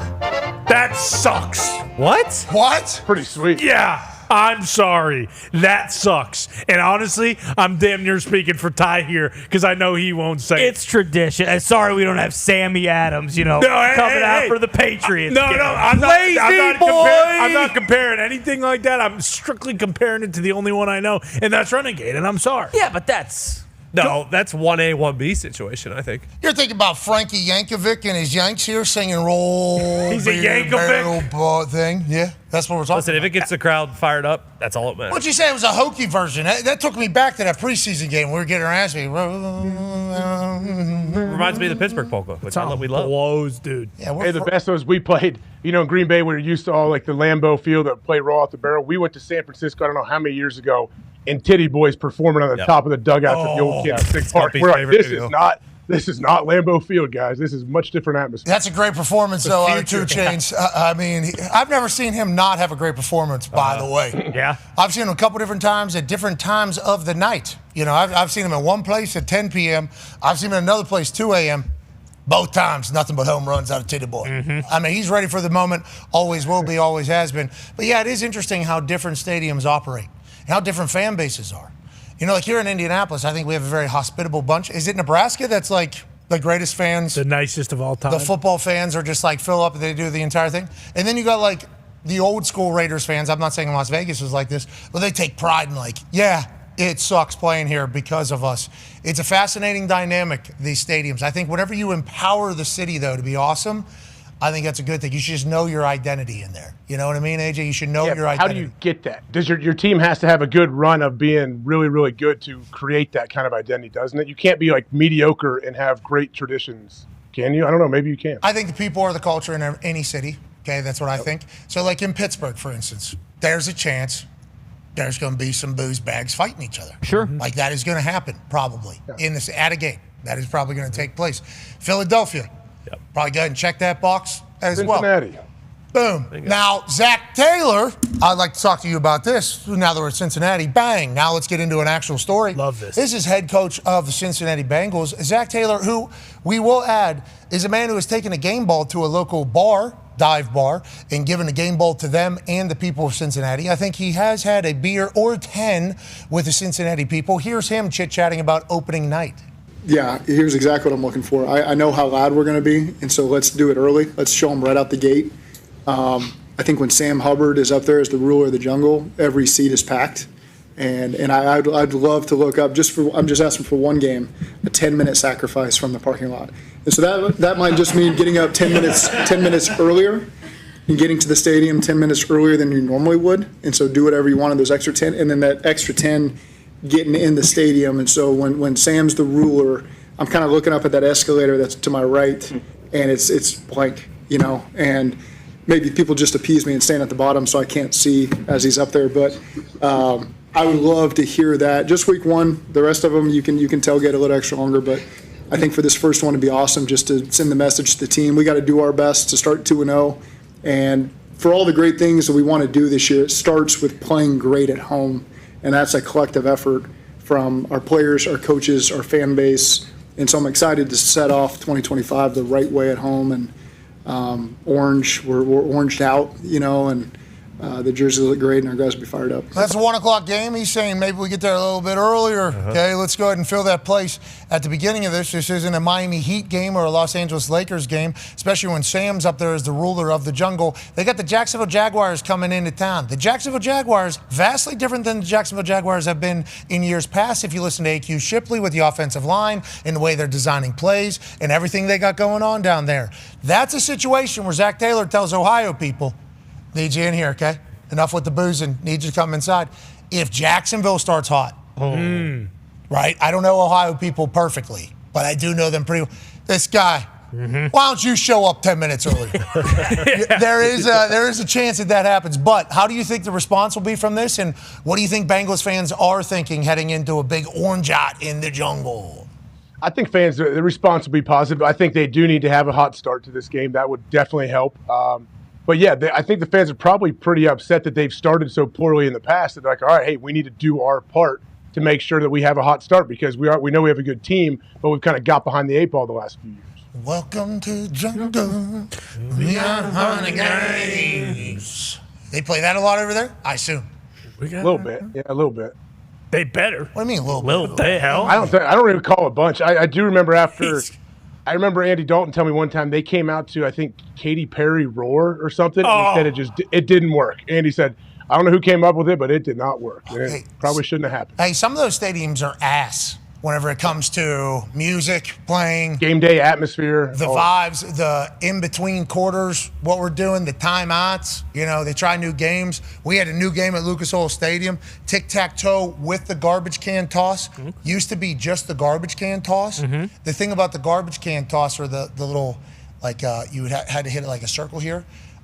Very rarely did they hit. If they hit, it was a celebration. Right. So now they had to hit at least 3 times to get the tic-tac-toe board. There was a lot of misses in there. Yeah, I bet. So we're waiting for the next one. People are getting a little bit eager in there. But the teams that do that right, I do think it's an advantage. I think the home field advantage is real, and I think the stadium and the DJ and how they can help. You know, they can kind of guide how we do this thing. Don't you think, AJ, with where we've been and what we've seen these days? Yeah, and like you talk to the people that run, like that are in pretty good franchises, they it's their full-time gig. They have a whole team that's what they do. Like, game day environment, atmosphere, when they play the music, when you stop it, when you start it. I mean, think of remember, was it Buffalo in between when they're during the timeout and all the players are playing air guitar and all that stuff? Like, it's a real thing. And I think if you're in the NFL and you don't know it, you don't have a great atmosphere, go talk to some of these college places because we've been to some of these college stadiums where they have it dialed in. They know what to do. Juice. You know, because there's a lot of distractions in the modern world. Okay, so we need to keep everybody dialed, and we need to keep everybody's energy up. Because as soon as they sit down and get tired, they're going right to their phone, and probably right to whatever drink they have, and right to this ain't a benefit. You're in this building, you're not helping anything right now. You're certainly there. So it's like the juice and the way you have it all flowing is a big deal. Zach Taylor said, can we get there for the beginning again? Please. Just this one. Cincinnati has a great tailgating scene, though. I will say. I got a chance to see it one time. They got great setups everywhere.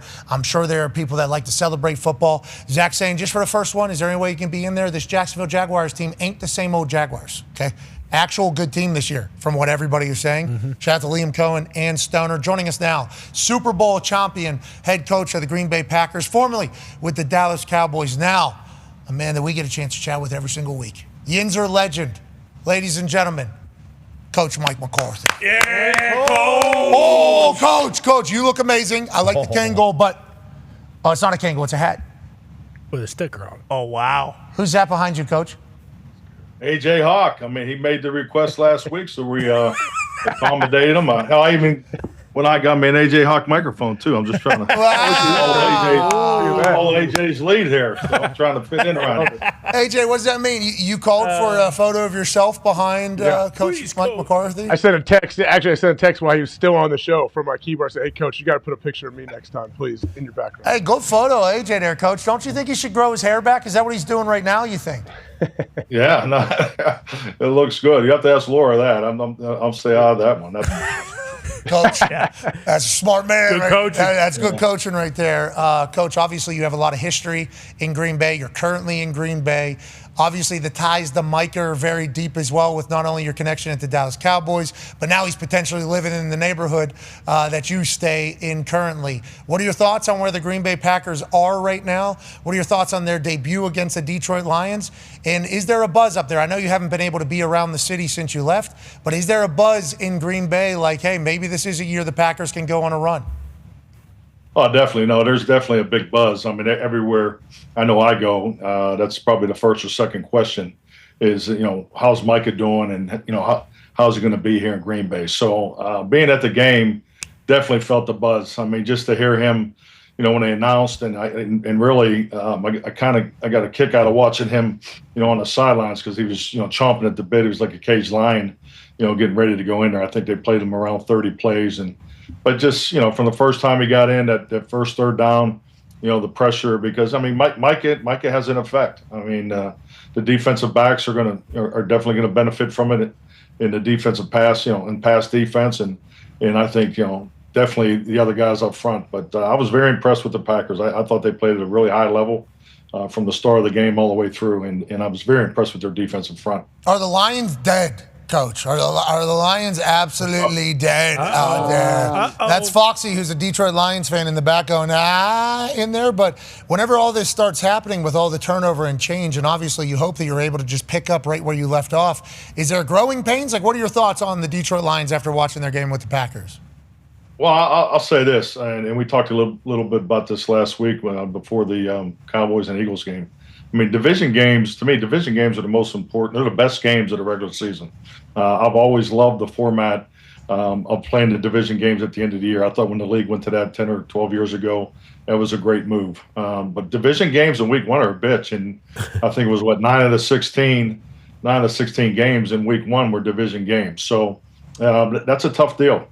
And I think for especially opposing teams, going into that stadium week one. So, by no means are the Lions. I mean, it's their own one. I think that's just the reality of the situation. And coming out of training camp, you got September football and things like that. But the speed of the game is something you're always very conscious of as a coach. Play style, getting your play style established. The time clocks in both the run protection and the pass game are all things that the details of that. But no, by no means Detroit will be fine. Okay, I think Foxy likes to hear that. Yeah, absolutely. Love that, Coach. And how hard is it to have a rookie lineman, a second-year guy that hasn't played that much on the line in the week one, and they didn't get any time in the preseason? How hard is that for a week one offense? And should they play in the preseason? I think Foxy would like to know. Yes, definitely want to know.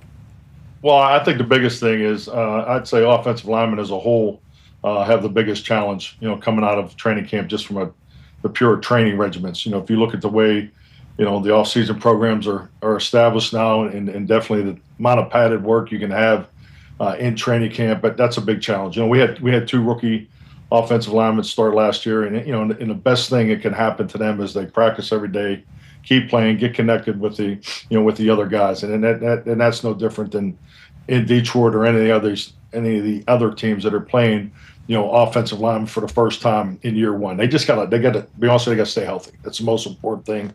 You have to go through it. It is week one. He'll be better off, forward as time goes on. But that's just part of the challenge in today's NFL. I think that's happening tonight to Green Bay, right? There's going to be a couple of rookies out there. It looks like it. Second year guy, one of them, but he didn't play much last year. So yeah, I mean, all intents and purposes, pretty much. 2 young offensive linemen on a Right. short week, Yeah. okay, against Detroit Lions defense and team that has been kind of counted out all week. I wonder how it'll go for the Green Bay Packers offense. Did we know that you were going to be getting introduced back there? That was awesome. When we saw the video, it was fucking sweet. So cool. How was this? What was this? And we should have known about this. We should have been sending congratulations that you're getting on it. Turn that up. Well, I'm sorry. I failed to bring it up in the Listen to that, please. Absolutely.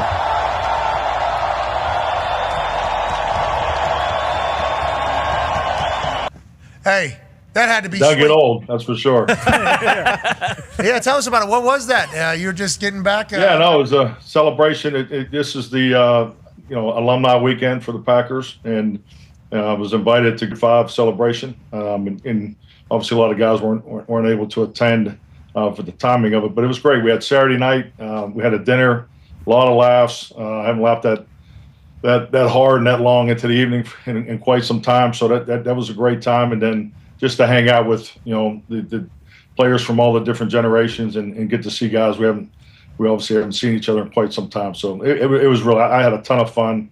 And then to be honest with you, I didn't know what to really expect with the halftime. I actually thought we were just going to walk out there and as a group and say hello. But that was obviously very, very special. Okay, so, man, that had to feel so good getting out there. Well, that was a loud pop, Coach. That's a loud pop. The tip of the cap is the right play, too, by the way. I think that's good because it's more demonstrative. Everybody can see it. I think that's a good play by you. Yeah. Natural in the pocket right there. I think you did well. Well, when the hair stands up on the back of your neck, you got to definitely acknowledge the crowd. I was blown away by it. It was definitely special. Well earned, well deserved for a Yinzer out there in Green Bay. Go ahead, AJ. Coach, after week one, I feel like a lot of these teams, a lot of fan bases, freak out one way or the other. Like if a team lost, like, oh, we suck, we're done. And then there's some teams that get a big home victory and, some of their loudest fans are saying, hey, we're the best. This is the best team that's ever existed in Indianapolis right now. And they're going to make a run and go undefeated and win the Super Bowl. How do you kind of temper it either way, I guess, whether you win or lose week one? Like, how do you not overreact? No, I think that's the part of our job as coaches and players, just keep it about football. And that's where I think I know every team I've been a part of, that's why you grind the way you do, and that's why you schedule the way you schedule during the week and so forth. But yeah, that's obviously very normal. We understand it. You love the fans and their energy and so forth, but you got to keep things in perspective, especially now. I think I have 2 linemen out tonight is a great example why you're not going to overreact to a big game, a big NFC football game, and I know we'll talk about that here in a minute. But it's a long year, and you have to keep that in play here. And it's all about stacking success, and success sometimes early in the season doesn't always come with the final score. Yeah, but with the way Indianapolis played, you could see how those people would be excited. You could see Danny Dimes. Yeah. Mm-hmm. He's putting the dimes in Danny Dimes. Quentin Nelson leading, screaming, talking, motivating. Did you see that, AJ? Quentin Nelson's the vocal leader of this Indianapolis Colts team. Danny Dimes throwing a ball over the yard. We got a Sasquatch in the first round out of Ohio State. This guy's unbelievable. He's a rookie and he's a savant already. And the defense, don't even get me started. You know about Gabagool Anarumo. He's got a full charcuterie board. Got pies on in front of Danny Dimes now. Yeah, Bortolini is snapping the ball out here. I mean, it's unbelievable. We got the squad. Now, Shane Steichen's job is to let all of them know that we haven't won shit yet, right? That is kind of what the coach's job and the messaging is. Or do you hope your culture is already established and everybody understands that after week one?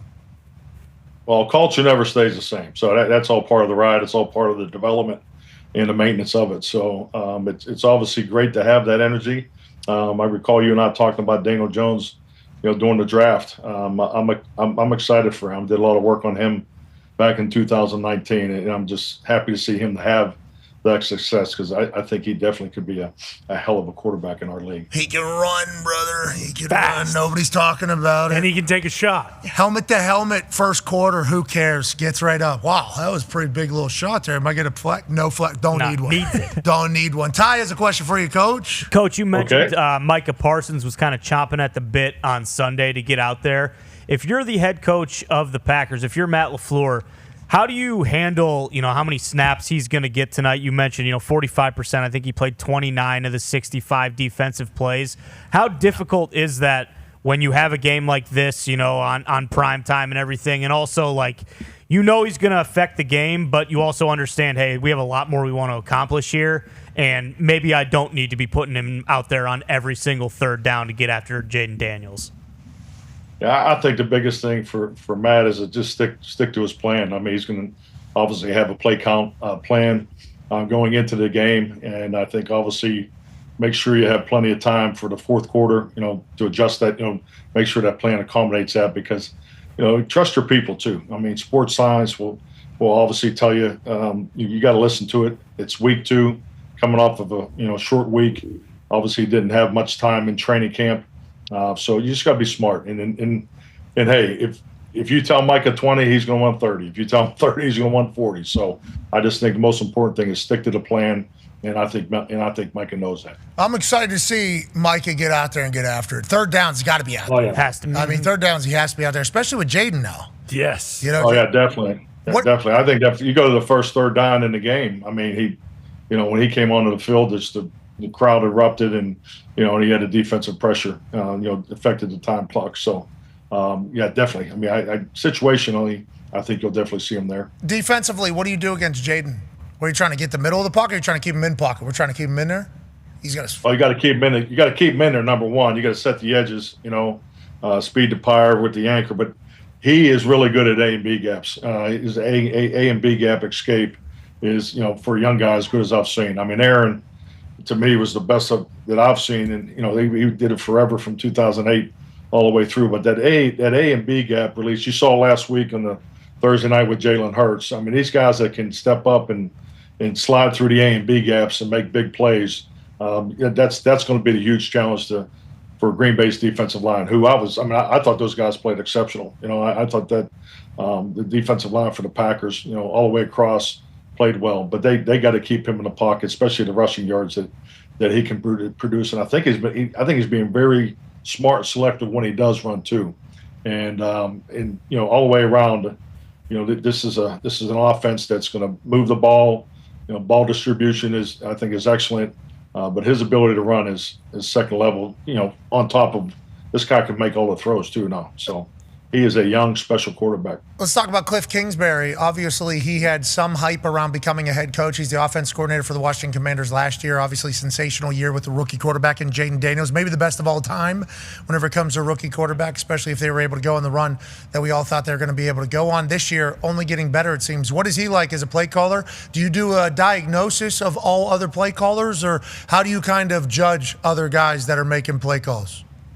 Well, first of all, like I said, you got 4 really good play callers in up this week. So I thought both Matt and Halfley called a very good game in week 1 for the Packers, and same with Joe Witt and Cliff here for Washington. So I think all the way, I know that's what I'm going to be watching, but yeah, I think Cliff does an exceptional job getting the ball distributed. I mean, their perimeter, they got playmakers throughout the perimeter. And the thing I've always looked at is the number of rushes versus completions. And, Washington, I think, was probably 82% of their plays last week were either rushed or completed. And I think the Packers was even higher, probably 87%. But, they both didn't have big numbers of total plays, but they do a really good job getting the ball distributed, both Jordan Love and Jaden. 82% rush and completion percentage for the Washington Commanders, probably more for the Packers. What is like a winning number there? Is that a stat that you rely Above upon? 75%, yeah. Something, as a goal, goals in offense, we always would talk about, 72 plays. Our goal is if we get 72 cracks at the defense, we're going to have a huge day. So obviously, time of possession, it benefits your whole football team, field position, keeping your defense off the field, obviously, taking care of the ball is a priority, but on a 72-play game, 75% of that would be 55. 55 was always the golden number. If you had rushes plus completions, it was 55 or more. You're going to have a big day on offense. So the fact that they didn't have a lot of total plays last week, which happens, the kind of games that they were in, but the fact that is their efficiency on offense, both for Washington and Green Bay, was really high. Well, if you can get 55 out of 72, that's obviously dependent upon the speed, power, anchoring of the defensive line. No. You know what I mean? So there's a lot. There you go. There you go. A guy you made a lot of magic with, obviously, on the offensive side of the ball, Aaron Rodgers, now started his brand new era in your hometown of Pittsburgh. Go ahead, Tone. Yeah, Coach, I don't know if you've seen, no big deal. Aaron is leading the league in touchdowns. That's 4 touchdowns to 0 interceptions. How did you think the first game for Aaron went, and how do you think him and Artie Smith kind of went through the game together? I think it went just like his whole career has gone, touchdowns versus interceptions. It's just amazing, his discipline, in decision making. But no, I thought he looked very comfortable. I thought he just, played to the tempo of the offense. The only negative was the sacks, but he just has to get a feel for those guys because, as I touched on earlier, the A and B gap release in the pass game. I mean, that's a huge strength of his. So, but yeah, I thought those guys, I thought they definitely looked on the same page, and he looked really comfortable in the offense. Yeah, and he was happy to get a win against the Jets. I'll tell you that. That's what I heard. Yeah, he was pretty pumped up about it, brother. Connor has a question for you, Mike. Yeah, Coach, young quarterback. I won't say rookie. We've been saying rookie, but it was his first career start, and he missed his entire rookie year. J.J. McCarthy in prime time. He had about 2.5, 3 quarters of absolute shites, but then he turned it on, turned the whole game around, and ended up winning for the Vikings. What did you think about his first performance? Did you expect kind of a slow start and then for him to settle in? And when you were a coach and you were dealing with quarterbacks, whether it was their first year or first start or, first start with a new team, was there any advice you would give some of the younger quarterbacks, some tricks of the trade maybe while you were coaching some of those younger guys? Yeah, I'll just work backwards first. I think you definitely coach it. You definitely want your guys to, make that first impression when you do have the rookie quarterback.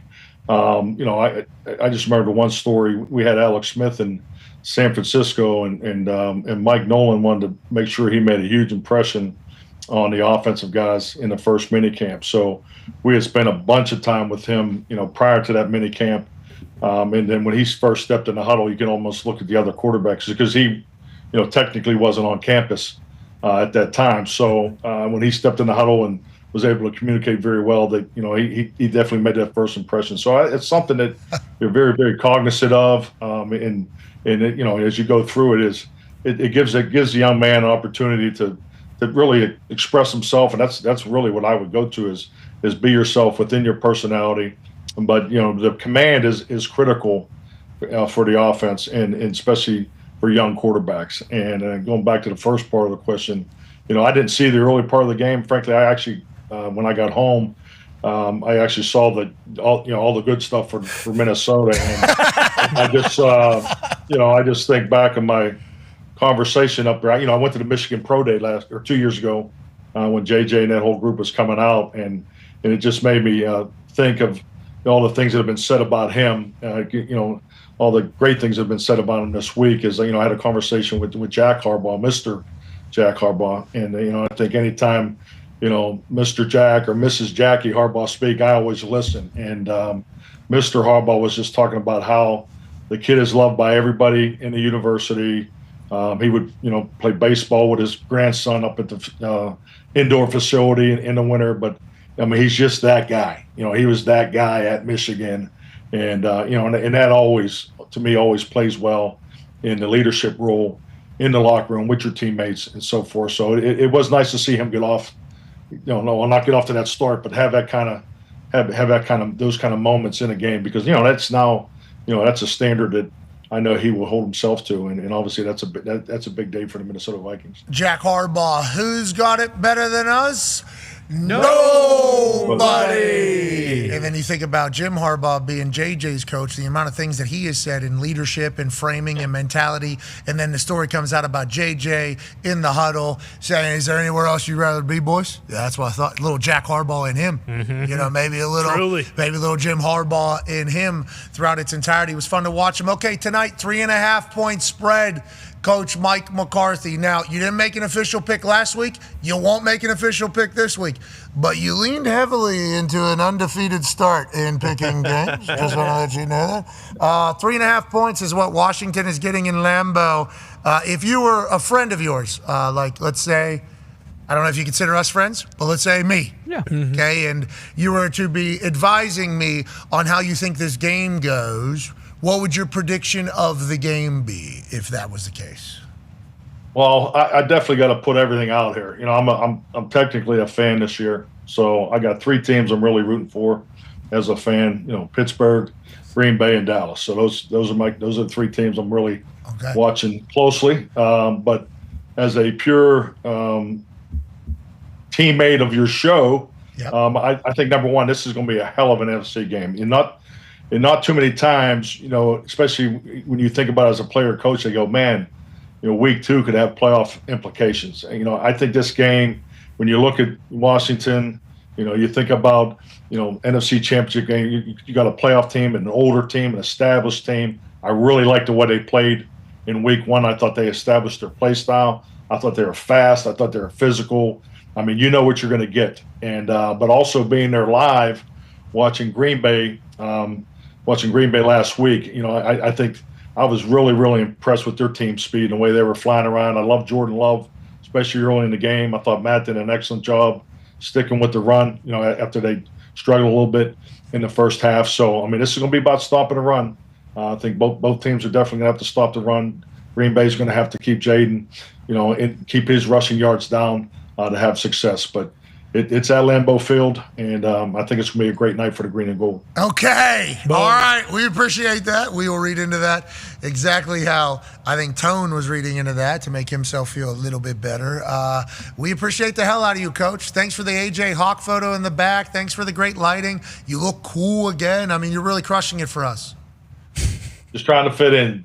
I got to get some black shirts, it looks like, but trying to fit in. Trying to hang out with the guys. All right, ladies and gentlemen, that's a good call. Great call, Coach. That's observance. It definitely helped me a little bit. Let's be honest. I'm not saying that. That was you. That was not me. Get mom on the internet here. Ladies and gentlemen, Super Bowl winning coach, Mike McCarthy. Go! It's going to be a good night for green and gold here. You think he's going to the game again? He's the man.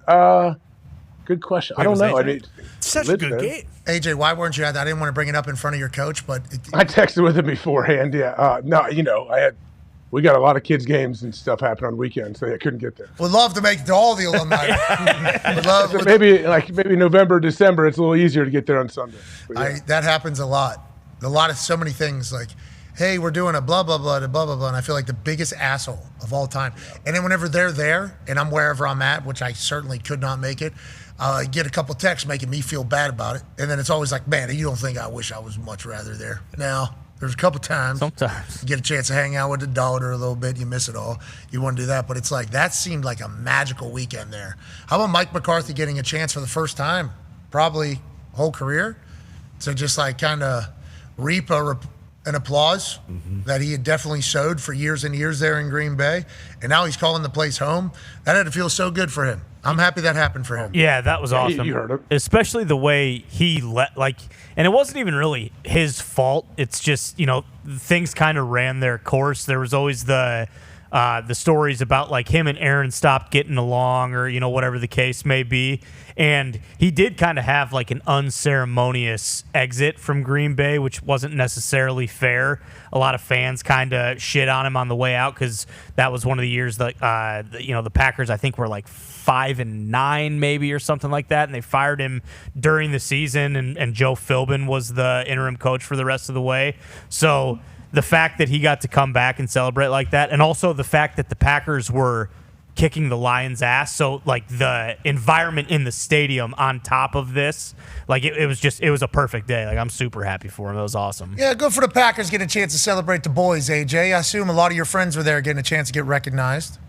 Oh yeah, I was getting texts from him, but yeah, I like that coach can he accepted it. Like we're telling him, hey, this is awesome, and he's not trying to deflect or whatever. He's a very humble dude, but he's like, yeah, this was amazing. He said, it doesn't get old, obviously. I think it's really cool that he understands. He's like, yeah, this place is amazing. That's why I moved back here. Like he lives there now. It's pretty sweet. The hair standing up on his neck, he said, It's like, well, I had to do something. Yeah. My body was like, yo, look at this. The hair's standing up. Yeah, okay, I'll do it. Would have been cool if Aaron could have been there, but he's too busy throwing 4 touchdown passes. Joining us now, ladies and gentlemen, is a man who could probably sling 4 touchdown passes right now if he had to. No if doubt. Not him, at least Darren. Yeah. 4? Yeah, okay. Double it. 10. Yeah, with 250 on the ground. Derrick Henry high school numbers. Bingo. 55 touchdowns in one season. That's what this guy could do. This guy happens to know this guy. This guy also talks to that guy. This guy is kind of the other guy. This guy is the other guy whenever it comes to this particular setting. He's also the voice of Thursday Night Football on Prime alongside Al Michaels, kicking off every NFL weekend for us in a wonderful fashion. Ladies and gentlemen, commentating a huge game tonight, and then we'll have an electrifying weekend, both a game day and Tennessee, Georgia. Ladies and gentlemen, Kirk Herbstreit. Herbie! How we doing, boys? Okay, so you're at a hotel in Green Bay right now? We got some great. Yeah, I'll give you the view here. Well, yeah, I know where he's at. We know where that is. AJ tracked your tail number. Ooh. No, I know what hotel it does that. Oh, okay. Peter! Hey! Love that. All right, how about this? There you go. That's the hotel we were in for the draft, isn't it? Wow. History right there, brother. I mean, and by the way, look at the weather.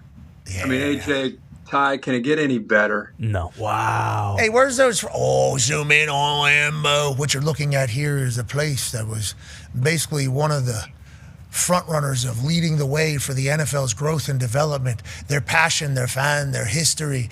The historic Lambeau Field with Steve Sable in the NFL films became the standard of television and production for a sport and a league. Saying Curly Lambeau way back in the day had a vision of all these things, and now they're hosting Thursday Night Football on a streaming service. Wow. Times have changed. This is the future. This is everything.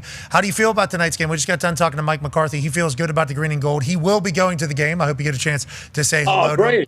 He's a Yinzer legend, obviously. Good guy, loves ball, loves the Green Bay area, and loves the Packers. You love Jaden Daniels coming out of college. You actually told us, hey, the one nobody's talking about right now is Jaden Daniels. He's going to be the guy. It was Army-Navy game. We were in the parking lot in Foxborough, and you said it, and it ended up being very true last year, and it seems like it's only going to continue and grow.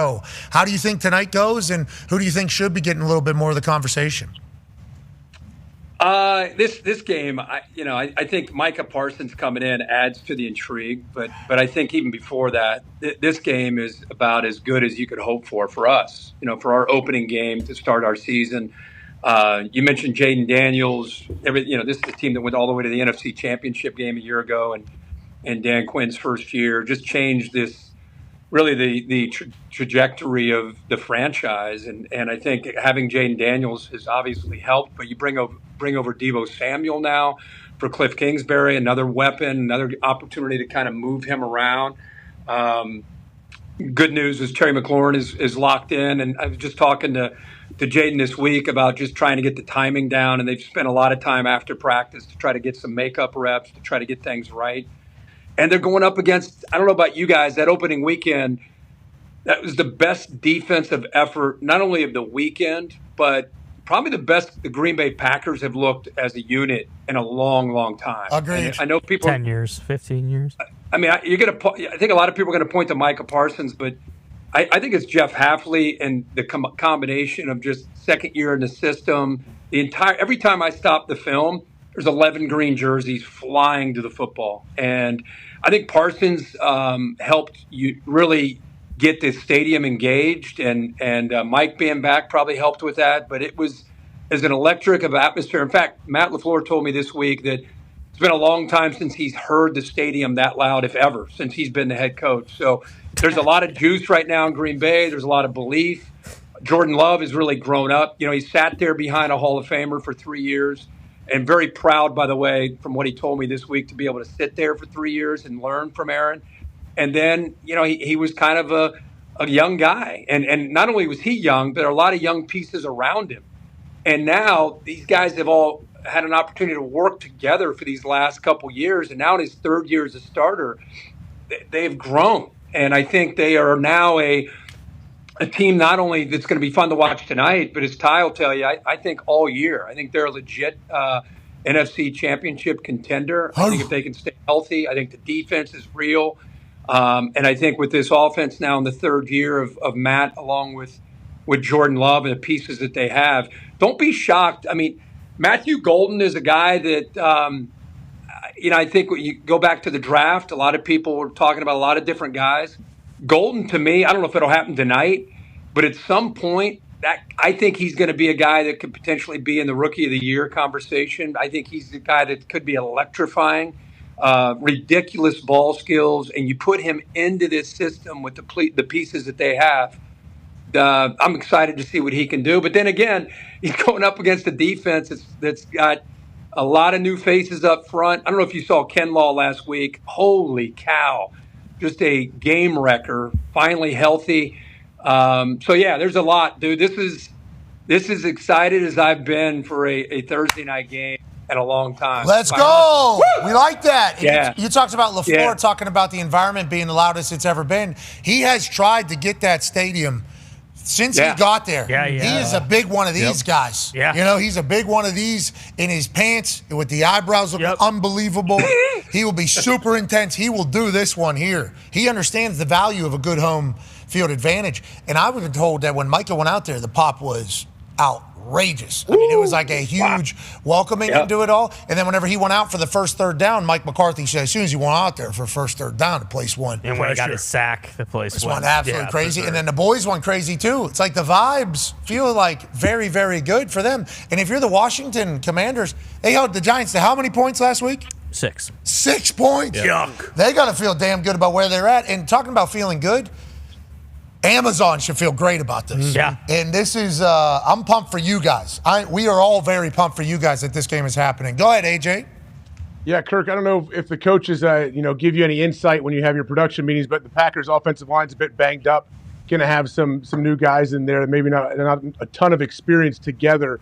What do you think they do to try to help those guys out if, to maybe slow down this Washington rush? And is Josh Jacobs going to be able to find a way to pick up some valuable yardage on the ground?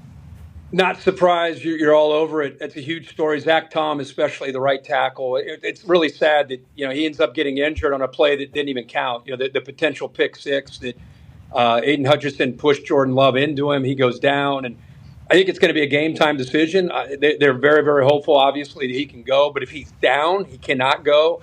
Significant loss. Jordan Morgan also may have to go in and play some guard. Darian Kennard, who I think he's had one start in his career. That was last year, where he gave Lane Johnson a little bit of a break at Week 18 in Philly. If Zach Tom can't go, he'll probably be the guy that ends up starting. Anthony Belton, who's a rookie as well, kid out of NC State, probably get some reps. But that is a big-time concern. This is an offense that wants to be balanced. Last week, you saw what they can do throwing the football. But if you really watch these guys, Josh Jacobs, I don't know if you can handpick a better back because of his physicality, because of the weather as the seasons change. He is a perfect fit for what LaFleur likes to do. But that line of scrimmage, I think, is a massive conversation tonight, especially if they're dinged up, going against Payne and Kinlaw and Armstrong and Wise. Dan Quinn said, hey, we got all the way to the NFC Championship game, but we had to make some changes. They brought in 4 guys to that defensive line. They upgraded a corner. So this is going to be a real test. This is kind of a litmus test to really find out how much Washington has improved as a unit, and especially on the defensive side of the ball against this Green Bay offense. Dan Quinn always has good Ds. You would assume. Hold Giants to 6. I assume they're going to want to hunt tonight, especially if there's a couple guys out on the offensive line. Offensive line, not good, nothing good. Mm-hmm. That is just the story of every single game. Last question about tonight before we move on to different subjects. Go ahead, Ty. Yeah, Herbie, a lot of people are talking about various different things, Packers offense, Micah, Jaden Daniels, et cetera, but no one's really talking about Bill Krosky-Merritt. And, no one really knew who this guy was when he got drafted. They trade Brian Robinson. He gets the lion's share of the carries on Sunday, and he looked unbelievable. Like, how big of an impact do you think he's going to have not only tonight but the whole year on this team's offense? I think it's huge, and I don't know if he just is Bill, straight up Bill. I was talking to their coaches about, he's Ja'Cory Krosky-Merritt, who was at Arizona and only played 1 game last year because of some eligibility issues. And by the way, when he only got to play 1 game, they're trying to figure out the eligibility issues in Tucson. Dude's down at the scout team running against the first team defense, trying to, instead of just saying, this is BS, why am I doing this? He kind of gives you a little bit about his attitude. Typical 7th round draft pick, playing with a chip on his shoulder, runs hungry. And with Eckler, more of a 3rd down guy, and with Brian Robinson, who's obviously no longer here, they moved him. It's a huge story. And this guy kind of came out of nowhere, won the job essentially in camp.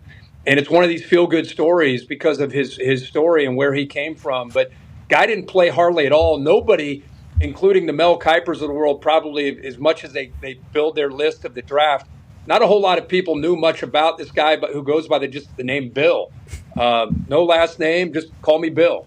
But tonight, if they're gonna do their thing offensively, as much as we're gonna focus in on Jaden Daniels, our boy Bill, 22, is going to have to be featured and have to have a big night. All right, last question before we head to the digital world of YouTube. What's the clock say? You got 3 minutes. Okay. But all right. It's worthy of a good 3 minutes. We'll obviously wrap this thing up in about 2 minutes and 30 seconds talking about tonight's game. Sure.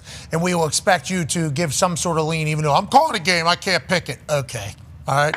Yeah, I hate that. But let's talk about the big weekend for college, especially for us. Go ahead, Tone. Yeah, however, you guys are going to Knoxville, Tennessee, where Georgia has had their number the last 8. I believe in Heupel hasn't been good against Kirby since he's been there. But do you think there's a chance that this year, with this new Tennessee offense with Aguilar, has a chance against the Dogs? Tone, I love your college football knowledge. I love it, man. I know you know the NFL inside and out, but I love how you get knee deep in the college world. I'm really falling in love with Aguilar. I don't know if it should be just because of the circumstances. I turned on the film this week, getting ready for this game, getting ready for that game. And I was excited to kind of look at Georgia and Tennessee because they've just been both these teams a bit off the radar these first couple weeks. Let me tell you that this offense of Tennessee's they've reloaded out at wide receiver. They got some new backs, obviously a new quarterback, but they're still running that Josh Heupel scheme. But this is Georgia, right? And this is where you really find out where you are as an offense. But what he's doing, and for a guy that went from App State to UCLA, then Nico comes to UCLA, he goes to Knoxville. The guy, again, 2 weeks in, seems to be in complete command. Just a guy, it's the NIL transfer portal era. Looks to be a guy that you kind of know what you're going to get. But Josh Heupel's done great work with him up to this point. But this will be a big test because, man, when I turned on the film to look at Georgia, because there's a lot of new faces on that Georgia defense, they are still recruiting and developing. Wow. They can fly. They're physical, athletic. They've just completely reloaded, and they can get after it. So great game. Being in Knoxville obviously gives them an advantage, but historically, since Heupel has been in Knoxville, he has struggled against Kirby Smart defense. So they got to come up with some answers this week, even though this game's at home. But Georgia, man, I feel like people are forgetting a little bit about Georgia, forgetting a little bit about Oregon as far as like who are teams that can make a run and be there at the end. And I think Georgia this week will be fun to kind of really see where they are because this will be a good test for them, obviously going on the road in Knoxville. Yeah, I think for both of them, it's a hello to the entire world. Like, hey, remember us? And tonight, it's hello from the Commanders and the Packers with Kirk Herbstreit on the call alongside Al and Kaylee Hartung. We'll see you then. Yeah, we got there. Good answer by you. Hey. Good answer by you as well. Good answer by you. Hey, by the way, really, really appreciated your tweet under the last 24 hours. What's 9/11 today? What happened yesterday? I thought your words of what you said about yesterday. I've looked at a lot of things. That was about as well stated as I think anything, and it's really hard to put your thoughts together. How do you even express how you're feeling? But of all the things I've seen, that was about as well said as any of them. So I appreciate you putting that out there. Well, thanks, man. It's obviously not easy. I felt an obligation, because I legitimately did because I didn't know him. Okay, he followed us, which I learned. Wow. He followed a lot of people though, 100-some-thousand. He had to have information on everything. Yeah. From watching, he needed to know everything about everything, and he had some sports takes that I'd seen in the past. But just like being the guy that's kind of known as, I want to go talk to people I don't agree with. Yeah. That is something that we need, I think. So I was always pretty inspired by that. Doesn't mean that every word that comes out of his mouth is something that I'm gonna but it's like also my kids know him better than I do. I obviously seen some of his stuff over the last few years, but I'm with you. I think it comes to from what I understand, he'd go on these college campuses and it was basically an open mic and people would go up there and they'd give him an opportunity to get into a conversation, a lot of times a debate, and it's crazy, the world that we we're currently living in, so divisive and just so it's hard to really understand it a lot of times. So I just thought that your words were well put together. And thanks, man. Like I said, I never really followed politics my whole life. AJ and I from Centerville, all we did was play football, and we loved each other, and we cared about each other, and I didn't really get caught up in a lot of that stuff. And it seems like since 2020, it's been very radical, one way or the other. And man, it's wild when you don't really partake in that, and then to see how crazy it can be. It's either what seems to be one extreme or the other. And it seems like when I was growing up, everything was more in the middle. Kind of agreed a little bit here, kind of agreed a little bit here. Everybody lived in the middle.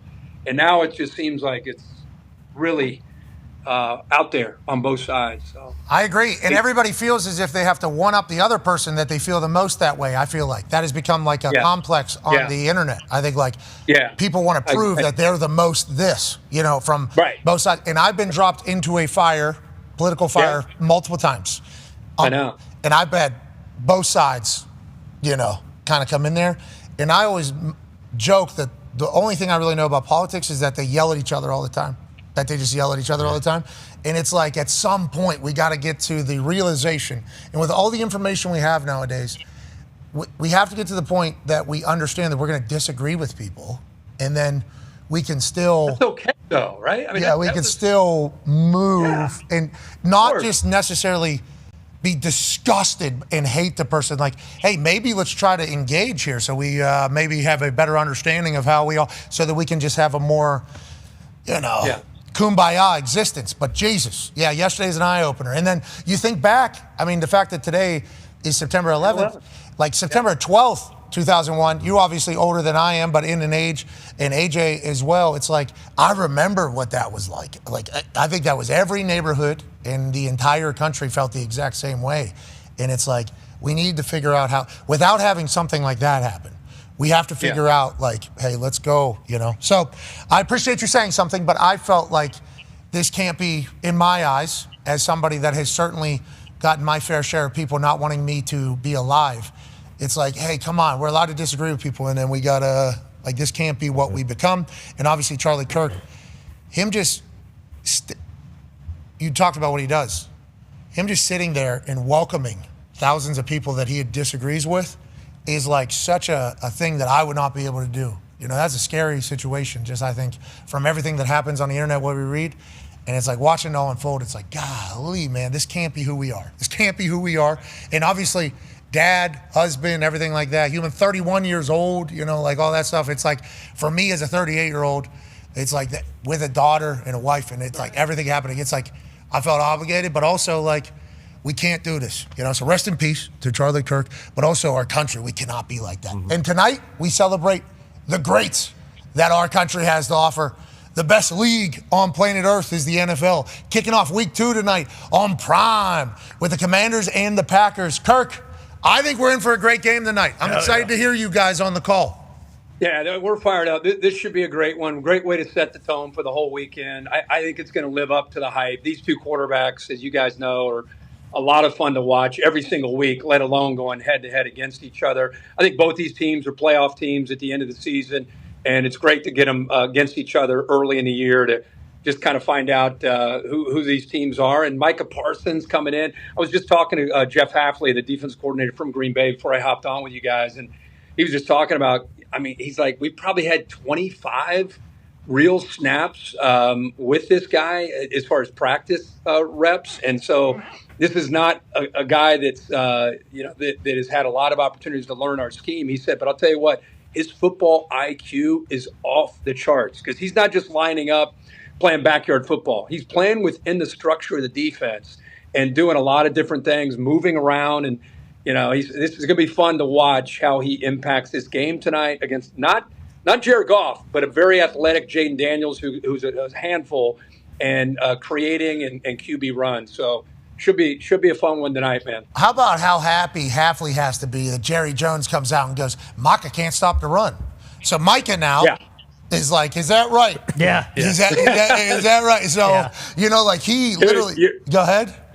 all over it. You're all. I mean, it's exactly. I said to Jeff. I said it was fun to watch. We all know what he can do off the edge. I said, but man, against Sewell, one of the best tackles in the game, he's out there just throwing him. Just in there battling against the run. And he said exactly what you just mentioned. He said he's incredibly motivated right now to show people not only is he a great pass rusher, but this dude's the total package. Thanks, So he also gave us a great quote last night about when people you love kind of let you down, it's an incredible motivator. And so this guy, like it happens often, this guy's in the middle of just knocking on the prime of his career and feels that he was let go and denied. And I think because of that, he's just playing with a lot of intensity, embracing his new teammate. What a mistake. Been a perfect fit. What a mistake. What was Jerry thinking? He got his feelings hurt and he traded away a fucking Hall of Famer. That's not how you do business, Man. In the middle of the documentary, too, about how we do business. It's tough. I love it. Thank you, Jerry. Thank you, Jerry. And for the motivation. And for the motivation. Scott can't play against the run, a little bit fat. Okay. Anything else? You can't catch either. Put him on offense. Yeah, exactly. Jerry sent him out there. All right, Kirk, we appreciate you, buddy. We'll see you down in Tennessee. You can't wait. You guys have a great one. Ladies and gentlemen, Kirk Herbstreit. Yay, Kirk! Tonight's game is going to be epic. So good. All right, let's take a break. On the other side, we'll make our picks and wrap up all the storylines that we haven't hit yet on this glorious September 11th, 2025, where hopefully our world comes together more than it's ever been, AJ. Yep, hopefully. I don't know. That sounds like a lot of pessimism. Yeah, good attitude. No. I'm all for like rational humans and like common sense. Yes. Hell yeah. That would be nice. Amen. Amen. But in reality, you gotta have to deal with stuff that isn't like that, And I hope as we continue to move forward, we understand that, hey, just because we don't have to, literally, you think like this on one thing, okay? Well, I hate you. I learned that. Hey, Canada, don't boo our national anthem. Okay? That's what I said. Because I grew up playing an Olympic sport. And if you ever hear me talk about anything, I'm very proud to be from the United States of America. And it's like, yeah, anytime the Olympics come around, we're fucking beating them. We are America. Like, that is how sports people, I think, feel. Now, I learned through that entire thing that there's a lot of people that don't feel that way. And also, if I feel that way, that must mean that I also feel boom, boom, boom, boom, boom, boom, boom, boom, boom. And it's like, I just didn't want these motherfuckers to boo my national anthem. What do we even, they're booing my dad. I don't like the thought of them booing my dad, my mom, my family, my friends. I don't like that. Well, since that's the case, you also, bing, bing, bing, bing, bing, bing. It's like, come on, man. We don't have to be like that. I don't have, because that's not reality. We all understand that that's not reality. So, like, let's put our swords down. Shh. Crazy day yesterday. Yeah. All right, we'll be back on the other side. Let's make our picks. Hell yeah. Big one tonight. Hey, we're seeing the board too, AJ. Remember that. Yeah. Oh, yeah. What, 3.5? Is that the line right now? Yep. Or 3. Or for the 3. Packers. 3 for the Packers. Oh, okay. All right. I'll take that into account. Yeah, I'm sure. Be a friend, tell a friend something nice. It might change their life. We're in this thing together. Take 5. 5. Obviously, last year, this segment became a little bit of a rumor. $1.7 million out the door for good causes and a great college That's kids. awesome. Have you ever kicked before? Yes. What do you mean you've kicked? Hold on. I was told you have never kicked before. I feel like I've been bamboozled a little bit here. You have kicked before? My brother's a kicker, so every once in a while I go kick with him for fun. Okay. Okay. We'll make it $250,000 for you, Logan, to start this season. Anything to say here to Logan as he tries to win $250,000? After that hand gesture, breathe and close your eyes. Okay, he doesn't want you to win. I do. So do these people. Let's go. Logan, Kirk Herbstreit will be holding for you. Look, by the way, this is tough terrain. Tough. This is real Ohio here. Glenn, if you want to come over this way, we'll put a little extra pressure on him. You got Pete running around. You got the mascots staring you down. They don't want you to win. Glenn doesn't want you to win. Peter is taking a dump in the middle of the field goal kicking contest. Sniff it in, Logan. That's Peter's manure. Now, Through manure, great things grow. Will Peter's poop grow you $250,000? You only have one kick.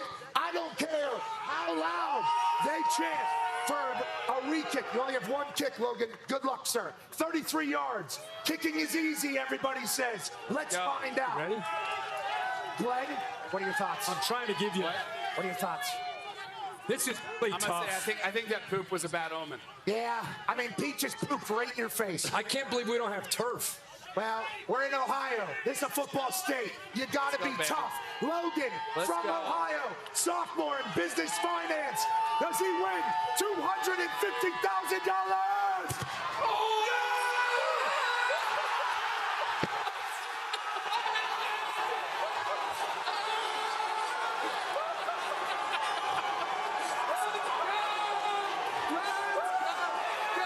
What's the poop? What's the poop? That's what I'm talking about. Jeez. Logan, sir. Congratulations. I'll tell you what. $250,000 week one of the college football season. Thank you for showing up. I'm proud of you. How do you feel, buddy?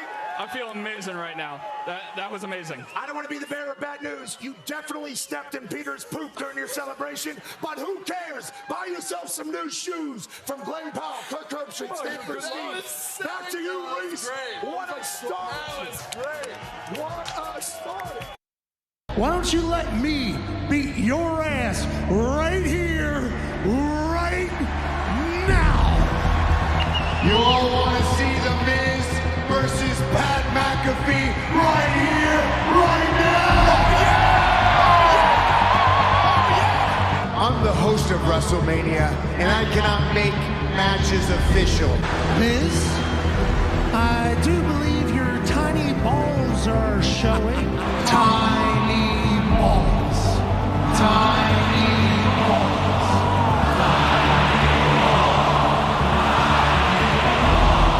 Baby meat as well.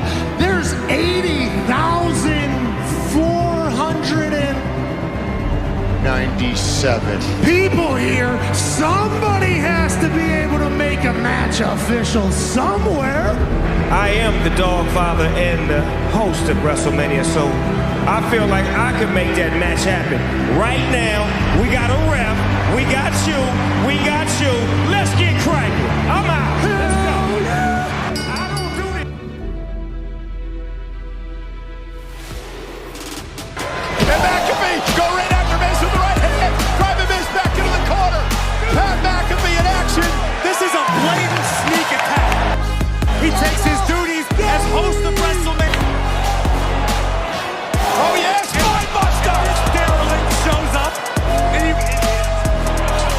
Check out his tank top though. He's got sparkles on it. You're behind this, aren't you?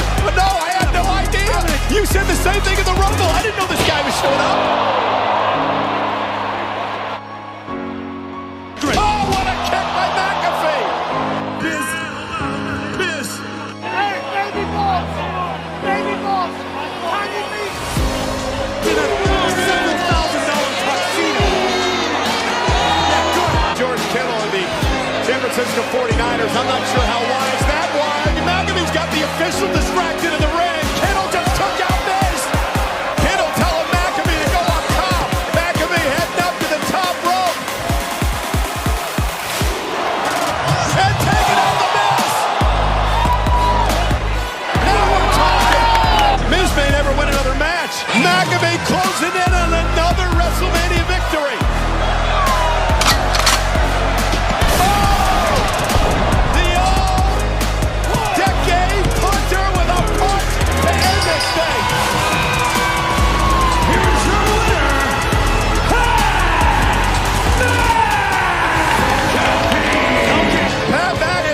Surprise here tonight at WrestleMania Goes Hollywood.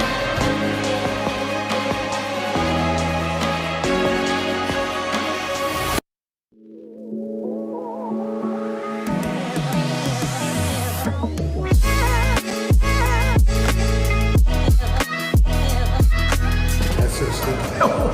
That's crazy. You got to do that.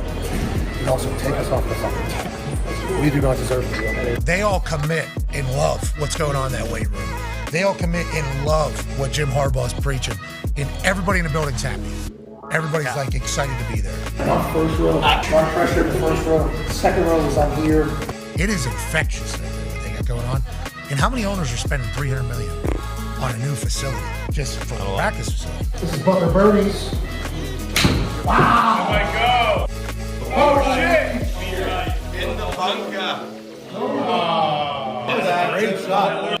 But then for them to do it upright for the last couple, it's like, look out for the Chargers, dude.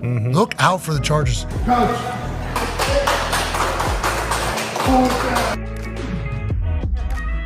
Hey, we got a gift for you. Here we go. Okay, so we missed your birthday, we missed Christmas. We couldn't Whoa, look at that. Your perspective on high five is one of the greatest things we've ever seen. So all-time great invention.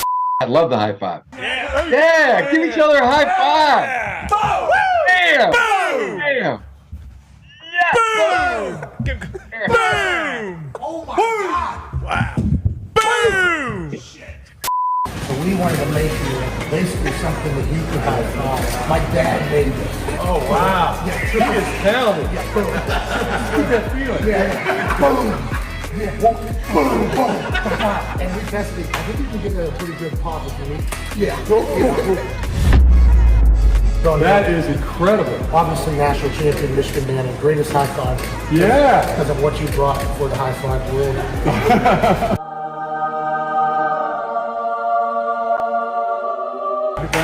Oh yeah. He tried to give a handshake to that particular high five trophy. Did break the hand off. We had to put it back on. Way to go handshake. Oh no! Oh no! There we go. We have so much respect for you.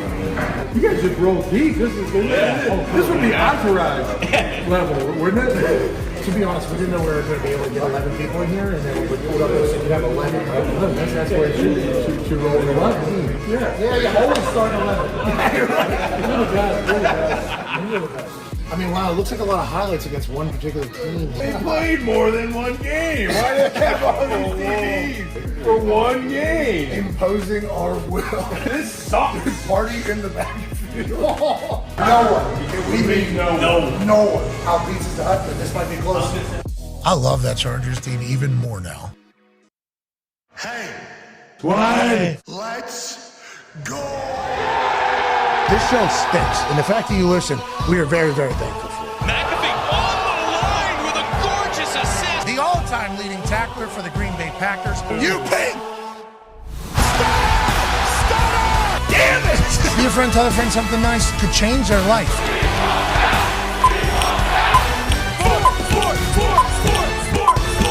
Hello, beautiful people, and welcome back to our humble abode, the Thunderdome.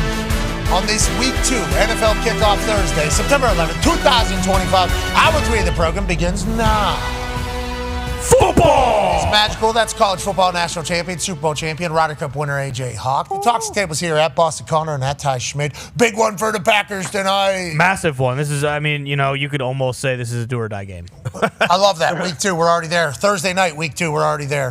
First Thursday night game for Prime of the season, do or die for both teams. One half of the hammer, Dahn. Cowboys AP Tone is here. Tone, what is the update on the public percentage of money on what tonight? 58% of the money is on the Commanders, currently at +3.5. And then the over-under number? That is still at 96% on the under. Okay, so people really like the under. What the hell? And we think we're getting some faulty information here. This seems very weird to have 96% of public human beings wishing for bad football or very defensive-heavy football. There was a trend of the Week 1 of the NFL season, 12-4 to the under is what happened there. So, AJ, maybe this is just going to be the trend and the sports books are overshooting, or what are your thoughts on whether or not this is a cagey affair or maybe a blockbuster? I don't know. Didn't Coach McCarthy say that he thought this could be like a high-flying, high-scoring game? I looked it up earlier, just a little tidbit. Matt LaFleur against Dan Quinn. Dan Quinn, obviously the head coach and, the defensive mastermind of the Commanders. Packers scored 48 against him in the playoff game against Dallas. Right. 31 the meeting before that, the Packers scored against Dallas the year before that. And then 30 in LaFleur's first year in Green Bay when Dan Quinn was in Atlanta, they scored 30. So 48, 31, and 30, LaFleur has scored the over. against Dan Quinn. So. Okay, so Mitt said it's going over. He did. Earlier today, whenever did. he heard about the under in there. It sounds like AJ feels the exact same way. 48.5, is that still the over-under? Yeah. 96% of the money is on one side, and they haven't moved it. Yeah, it's the tale of two numbers here, like the 12-4 to the under, so that's the trend for the NFL, but then the public sucks right now, and now the public's on the under. So it feels like one of the two is wrong, and unfortunately, it feels like our very own Mick McMahon is a genius, baby, because it's going over. Yeah, he was very excited about that. From the other side of the room, that bad boy's going over. Yeah, vibes. Man, that's crazy. Couple of NFL stories that we haven't chatted about, and then we'll get to our picks before we get out of here on this glorious week 2 of the NFL season kickoff Thursday. Lamar Jackson was cramping. Did you hear about this? Obviously, big conversation towards the end of that Baltimore-Buffalo game. 4th and 3. Harbaugh doesn't go for it, decides to punt. Josh Allen do what he do, and they go ahead and win that game. Josh Allen cements the MVP maybe, and for Lamar Jackson, he has to answer questions about, is he drinking pickle juice over there? Here he is. I was actually cramping the job before that, the turnover happened. But I went to the sideline. If anybody paid attention, I was drinking pickle juice on the sideline already. I'm like, Sarah, I need to get hydrated. Like, I'm cramping. I'm starting to feel cramps. And then we went back out there. And obviously, it happened. 4th and 3 happened. But if I wasn't cramping, we definitely would have went for it. I believe. Where was the cramp? My calves. Both of my calves. Like, you know how they said, like, the Browns game, I had a poop game or something? That's how I was. But I was like, I was better off because it wasn't, like, happening right then and there. Like, I just felt it, like, coming on. But, yeah, I was cramping again. I don't know where that come from, because if I had to use the bathroom, I would have said it. Like, I don't got no problem with saying that. I'm a grown man. Everybody poops. Okay, I would tell you if I was taking a dump in the middle of the game. But now that we think about it, calf cramp and big dumps, kind of a similar waddle. Like now we know that. We learned that through Lamar Jackson. Yeah, and 2 boots, 2 sprains. That'll do it. Out there, you kind of get a little poop. 2 calves cramping sucks. That is a nightmare. And I know a lot of people are saying, well, stay hydrated. It's like sometimes that you're just going to get cramped up. I mean, it is. Especially a lot of like low body fat guys. There are some guys like that are just all muscle, no body fat. They tend to cramp sometimes. I don't know. You got to try to get ahead of it. Pickle juice. Everyone has their own little thing that they think helps them. So I don't know. We'll drinking urine, piss. But I don't think that's part of it. It is You loaded tell with us. electrolytes. Did you ever get any cramps? I was not a cramper, no. There you go. You can't cramp if you don't lose anything. I'd cramp after games. I would cramp after games. Like when you're like sitting down, all of a sudden you catch a hamstring cramp, you jump up, and that kind of thing. The night cramps, awesome. The ones that just wake you up in the middle. That of the happened me in high school all the time. That used to happen me in high school after high school Friday games, playing both ways when you can't even move. Yeah, if anyone has it, I would assume everyone's cramped up like in their hamstrings or calves or quads, right? Like it's a different kind of situation. You think it's over? Yeah. You think it's the first time that you talk about high school? That was when I used to get a soccer, football, you name it, and it's like middle of the night. Just every muscle in your leg locks up, and you feel like it's never going to end. And it's like, oh my God, this is terrible. I'm happy I wasn't. Kicker, punter, you're probably not going to be a cramper, although I was a heavy sweater.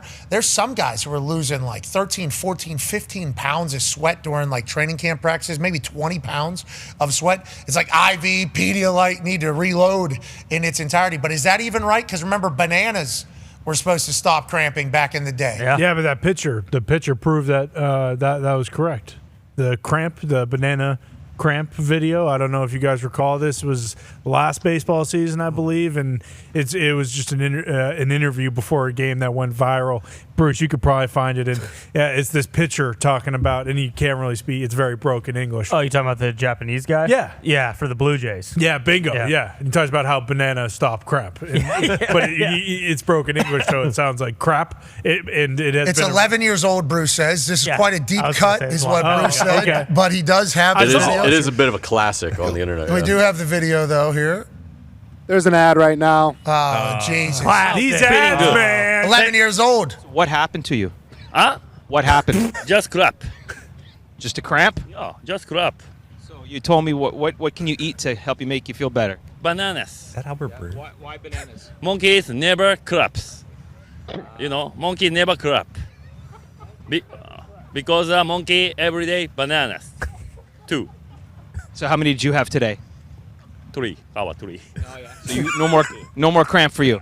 I need 3 banana because monkey never claps. Okay, I like that. Perfect. Cheetah never stretch. You know, Coach Prime talks about how he didn't stretch before running. Cheetah never stretches. I've never heard you ever see a monkey get a cramp? Actually, we don't know. I don't think I've ever seen one in any of the National Geographic thing. Potassium was the answer, and then it was obviously salt. I think salt became a part of the entire process. They're always trying to figure that out. Cramps, I'm just happy I'm not a cramper throughout my life. Cramping sucks. Like, you know how they say people like once a fumbler, always a fumbler?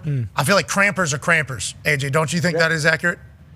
Yeah, you're right. You're never really out of the woods. Even they can do whatever they can to try to prepare. I don't know what – we had guys that would cramp in college, and they're always trying different things like different Pedialytes or different pickle juice before the game to try to figure it out. I agree. I'm happy that is something I don't got to deal with. Sucks that Lamar has to deal with that. Yeah. Big time. Often, kind of, a little bit here. Well, that's what I'm saying. It's like one of those – it's like people that get migraine – like – I think it's like a natural just thing. always there. But it all goes away like once you get in October, November. Like there's not a lot of cramping. I don't know. You can cramp in the cold. I've seen guys cramp in freezing cold. I think they don't drink any water. I think it's a muscle thing. I think it's like how their shit is. Like a genetic thing almost. Yeah, I think more likely to cramp. I think there are people that are that way, and that sucks. And I'm thankful that I'm not one of those people. Cramps are the worst. I'm getting them now at my age again, starting to happen. Where? Well, I'm getting in better shape. I'm not eating as much, nowhere near as hydrated. Start getting the hammy. We'll start pulling a little bit. I'm like, yo. You got to beat that. You got to straighten the leg out there. Can't let that thing, kind of hit in there. Quad starting to tighten up a little bit. No. We're not doing that. We're not doing that one in there. Both calves would suck. For Lamar? Nightmare. That would suck. Can't walk. Why didn't they go for it? 4th and 3. He said they're definitely going for it there if he's in there. He thought so. They're in field goal range on the other side. Yeah. Last time it was the Chiefs-Ravens where Harbaugh asked him when he was jogging off the field, he was like, do you want to go for it or not? And he was like, yeah, obviously. Absolutely. And what they are we won. talking about? Let's talk about another story. Obviously, Jacksonville coming into Cincinnati. Zach Taylor would like their fans to be there for the beginning of the game and for Sam Hubbard, who will be the ruler of the jungle. Sam Hubbard, local legend, Cincinnati legend, guy who scored a 99-yard touchdown in Cincinnati. He went to Ohio State as well. Yep. Mayor of Cincinnati. High school as well. High school in Cincinnati. Guy could be a mayor. He'll be a ruler of the jungle on Sunday. No doubt about it. Okay? And Zach Taylor doesn't want to see anybody on those fucking escalators. No. I'm sick of you're already in there. Sam Hubbard. If not Sam, then who? True. Will you be here for? Zach Taylor saying. And on the other side, brand new Jacksonville squad.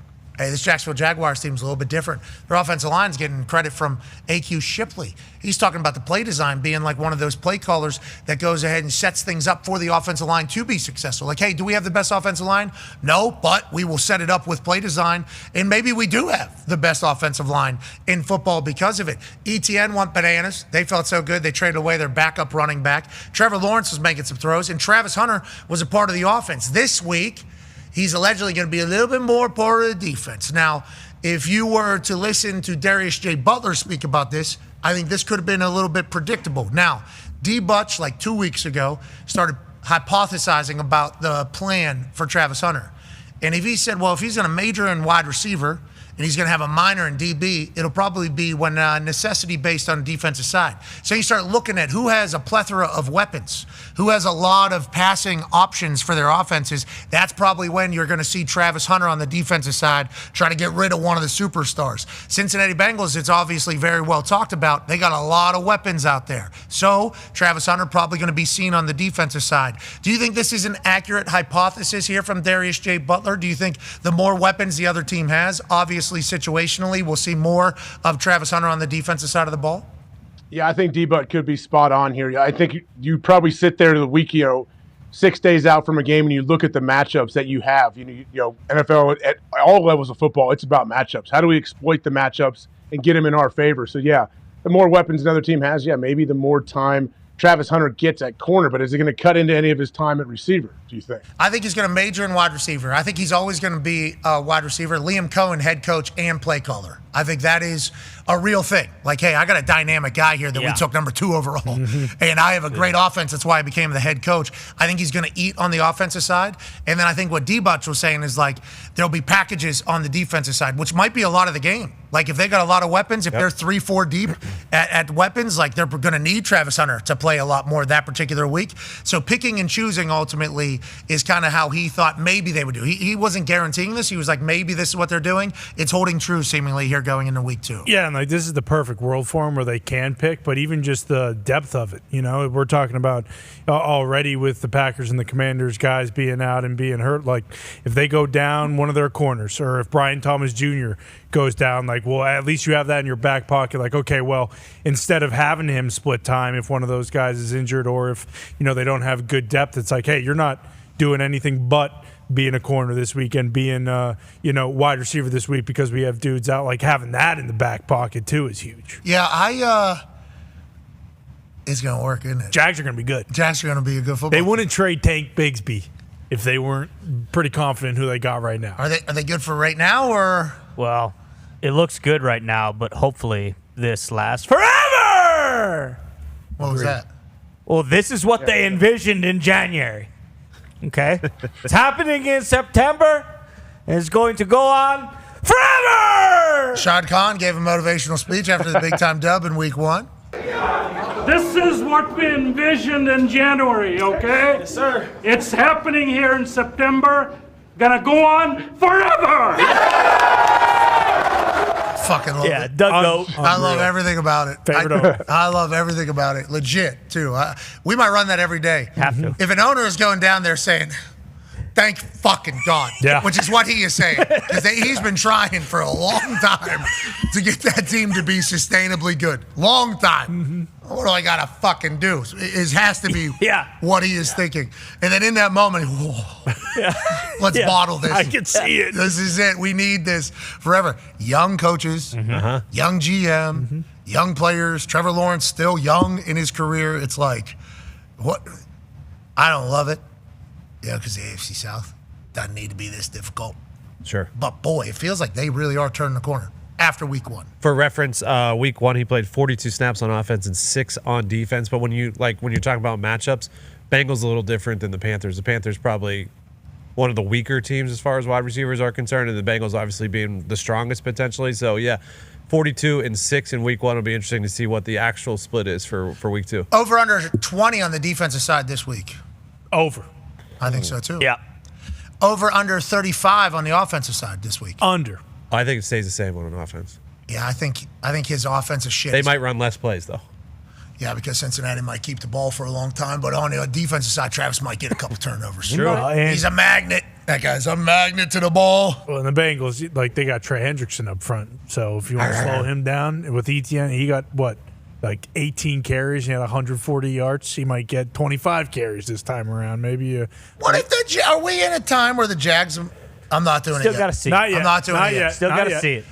They ain't better than the Colts, baby. Yeah, ain't nobody. Okay, ain't nobody. How many points did the Dolphins score, Gumpy? Nice 8 right at the very end. Achane fought to get over the line on a 4th and goal from the 15 screen. It was a great call. That is it. Scored. Yeah, it's a good call. Sounds like it worked. I don't know if you know this, but Danny Dimes, Mr. Indiana Jones, Daniel Jones, captain, the Indianapolis Colts, hottest quarterback in the NFL. Yeah, Danny Dimes won the Nickelodeon Super Duper thing. He got the MVP. Oh, and Jonathan Taylor gave it to him. That makes sense. He's a Nickelodeon guy, right? Well, he won this multiple times. Yeah, he did. Blue got it instead. Blue goo. Jonathan Taylor told Danny Dimes, he said, listen, getting actually slimed sucks, okay? So we need to turn this into something. And they're like, you know who will take it? Blue. Number 1 mascot of the 2025 NFL season got an award opening day before the game started. You were there? Blue did? From the Colts? The Colts voted him that? That's cool. Yeah. No, it was the International Super Duper Mascot Federation. Oh, okay. Well, yeah. And he won the award. It was before the game started. They made an announcement. Ladies and gentlemen, we'd like to congratulate the number 1 mascot of the 2025 NFL season. It's the season that just started. We were just kicking it off. Blue. And Blue came out. He's not even top 5. What? Whoa, whoa, whoa, whoa, whoa, Yes, whoa, whoa, he whoa, is. Yes, he is. You're talking about a salute to service award A player nomination. didn't get it? No, Blue did because he's such a dog. Way better than that Braves mascot. I know that Braves This is the mascot's not NFL. getting any awards. yeah. No, he blooper. Yeah, Blooper Blooper is getting a lot. He is a fucking blooper. They need to get a new one in there now. A lot of headlines out of Blooper. I think he's doing just fine. Yeah. Blue hit his throw. Yeah. Blue hit his throw. It got close, though. Oh, yeah. Down to the wire. They were on like 5 seconds, I think, when he made it. He gets 30 seconds to hit this throw. It's an absurd throw. It's from the upper deck down to a barrel down on the field. We're dude perfecting, okay? We're doing this entire thing. Couple games last year, he hit it like too quick. Yeah, right away. People forgot that, didn't even know the thing was happening. All right, all eyes towards the window as Blue attempts the long-range shot for charity. All right, Blue, go. And then his first throw hits it. He did it. Nobody even has a chance to look over there. So if I was him, I would say, hey, you need to start lethal shootering this. You need to start missing a few so people understand it's missable. And maybe that's what he did the first week, but it got real close. It got real close. This one got, it came down to the final like 2 seconds or 30 seconds, and then he thought he might have jinxed himself putting the shirt on underneath. Yeah, sure. And putting the snap off on. We got a chance to see that. Is it possible, Pat? I was just going to say, is he naked? Is that a tattoo or is that the shirt? It's a T-shirt. He put a T-shirt on. Shirt cocking it. Yeah, he is. He is shirt cocking. Always Blue. He very rarely even puts pants on. That might be Tyler. Tyler might jump into Blue's costume for this event, I would imagine. It does look like it could be Tyler. It could be Tyler. Because how often he hits. And he'll roll around on a little standing scooter thing. Yep. He'll do all this stuff. Blue does all this stuff. You know what's better than a fake horse? Real horses, okay? Thunder, Kansas City Chiefs horse, or War Paint, the Denver Broncos horse, okay? Those are just two much better. Live horses, not fake I would horses. say Wait, is Blue that has real? so much more moxie than both those The ponies Thunder and combined. War Paint? Yeah. Both of them combined. You can even add that Colorado Bison into this thing. Had to retire. Well, yeah, that's a tough story. What happened? Shot him. Okay, the old. You look at him. Look at Blue. Boom. He's Green an pie. asshole. He's an asshole. Doesn't anyone punch Blue after this? Like We that's- should. No, this is gimmick, brother. These people don't Yeah, know you're that right. this is Yeah, coming. what am I doing? My bad. Either way, even if I knew it was coming, I'm like, hey man, you don't have to blast me that hard. What are you talking about? It's a cream pie. He's the best cream pie in town. Any town that he's in. Hey, you got don't want to Fox run there into now. Blue in Atlanta. Yeah, he'll cream pie you pretty good, Donner. He will. Certainly this weekend, Denver Broncos, cream pies all around town. Yeah. True. Everywhere. Blue, just cream pie, cream pie, cream pie. Sean Payton's going to lose his fucking mind. And he's going to get cream pied right in the face. Exactly. But anyway, That's the number one mascot of the Super Duper Federation. The Colorado Buffalo, the old one, Ralphie, whatever it is, 8 or 9, refused to run anymore. Just said, nah. Yeah, Yeah, said it so was now they're- disinterested. So they said, all right. So fuck now they're this thing. training a Get new one. It's not ready for live game action. Oh, they weren't ready for the passing of the torch. No. And the baton was not yet to be passed, Bingo. maybe another year or so. Yeah. And instead, Ralphie said, actually, I'm calling the shots. Adam Rittenberg, ESPN Rittenberg, this guy's always on it. Colorado announces Ralphie 6, its live Buffalo mascot named Ember, is retiring. And indifference to running contributed to the decision. The school is training Ralphie 7 for her debut, but the team will take the field without its live mascot in the interim. I'll tell you what, they always said that about Ralphie 6. This motherfucker operates on its own time. Yeah, bold move. It does. Just indifference to running. Love it. I've decided. I agree. They do a little preseason run with Ralphie. All right, we're going to go through this, all right? Ralphie takes four steps with each hoof. So 16 total steps. Yeah. Boom. I fucking don't like this anymore. I've decided. And they go, oh, we got to go around the field. You do. I don't. And then just walked it off, walked up the tunnel, retirement, shrugged the thing off. Yeah. Shrugged the I thing would have off. loved to see it. I would love to see when they finally had to make that decision. All right, we're gonna put this one out to pasture. You don't want to run. Whoa, they're not killing Ralphie 6. They're not killing Ember. What? You won't. kidding me? We know. They definitely want to pay to take care of them. In America, you just can't kill Buffalo, okay? You can't just snipe Ember. Yeah, okay. That's not Well, how this is going to go. So they're not going to snipe Ember. I think we play can natural all causes. picture what the hell is going to happen to Ember, okay? I mean, there's a spot in our own damn building for Ember's head. And unfortunately, the pasta jersey's But that was covering a it. But gift. That was a gift. hey, Ralphie 6, take a long look, brother, because that's what you're going to look like for the next sister. 100 100 years, sister, whatever. Ember's going to be running wild out there in Colorado, motivating not running. Ember is going to be standing out there in the wild, motivating. Maybe a jaunt. Yeah, most animals, once they don't walk or run anymore, they stay alive for a long, long time. Ralphie's dead. Yeah, they're Rest in peace, Ralphie 6. I love you. They're taking the cattle prodder.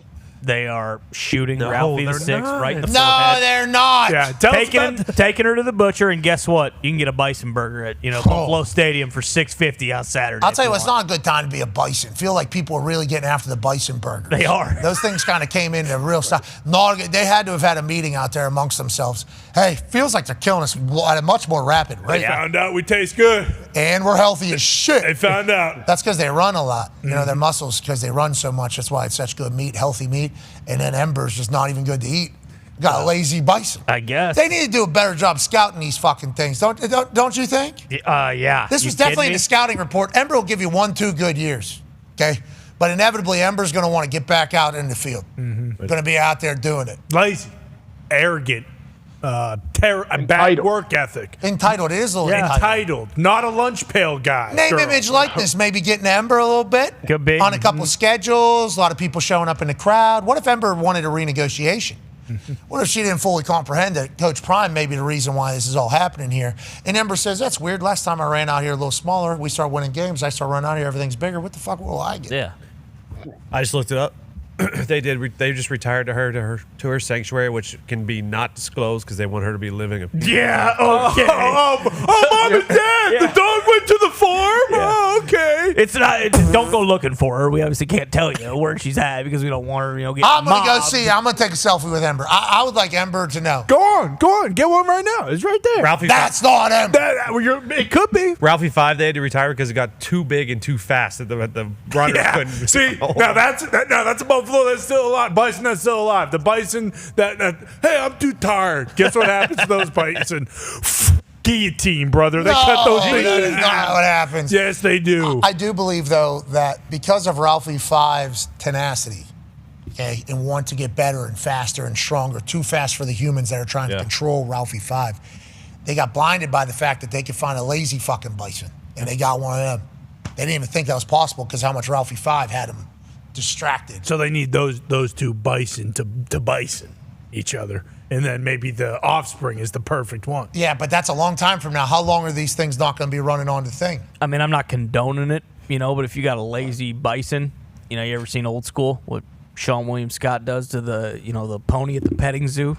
You want to get that thing going a little bit. Oh, dart in the neck, or you want to come here, fucker? And you take that thing and you yank his. We're not doing that. That's what I'm saying. I don't condone it, but if you not doing if you got a bison that's not running, hey, before you get out there, you maybe take his leash and fucking jerk that thing all around and get him all riled up before. Give him some meth. Give him meth. Meth would help. Shot of adrenaline. We're not doing that. Okay, Ember's gonna live a good life. Shot of adrenaline straight to the heart, and then watch that thing run. Let's move along. Let's make a pick. We for could tonight. wait. Actually, what we could do is have those two bison fuck, and we can have them wait while the baby's getting ready. Be perfect. And we have the other guy serve as the bison sprinting out onto the field, leading the Colorado Buffaloes every single week. Your face had like a good idea. Did it? Yeah, I was not expecting the other guy third. I did not. The other guy is a good idea. And what we hope is Ember lives a full life post running on the anywhere, I guess. Yeah. Post running. I hope post running life is good.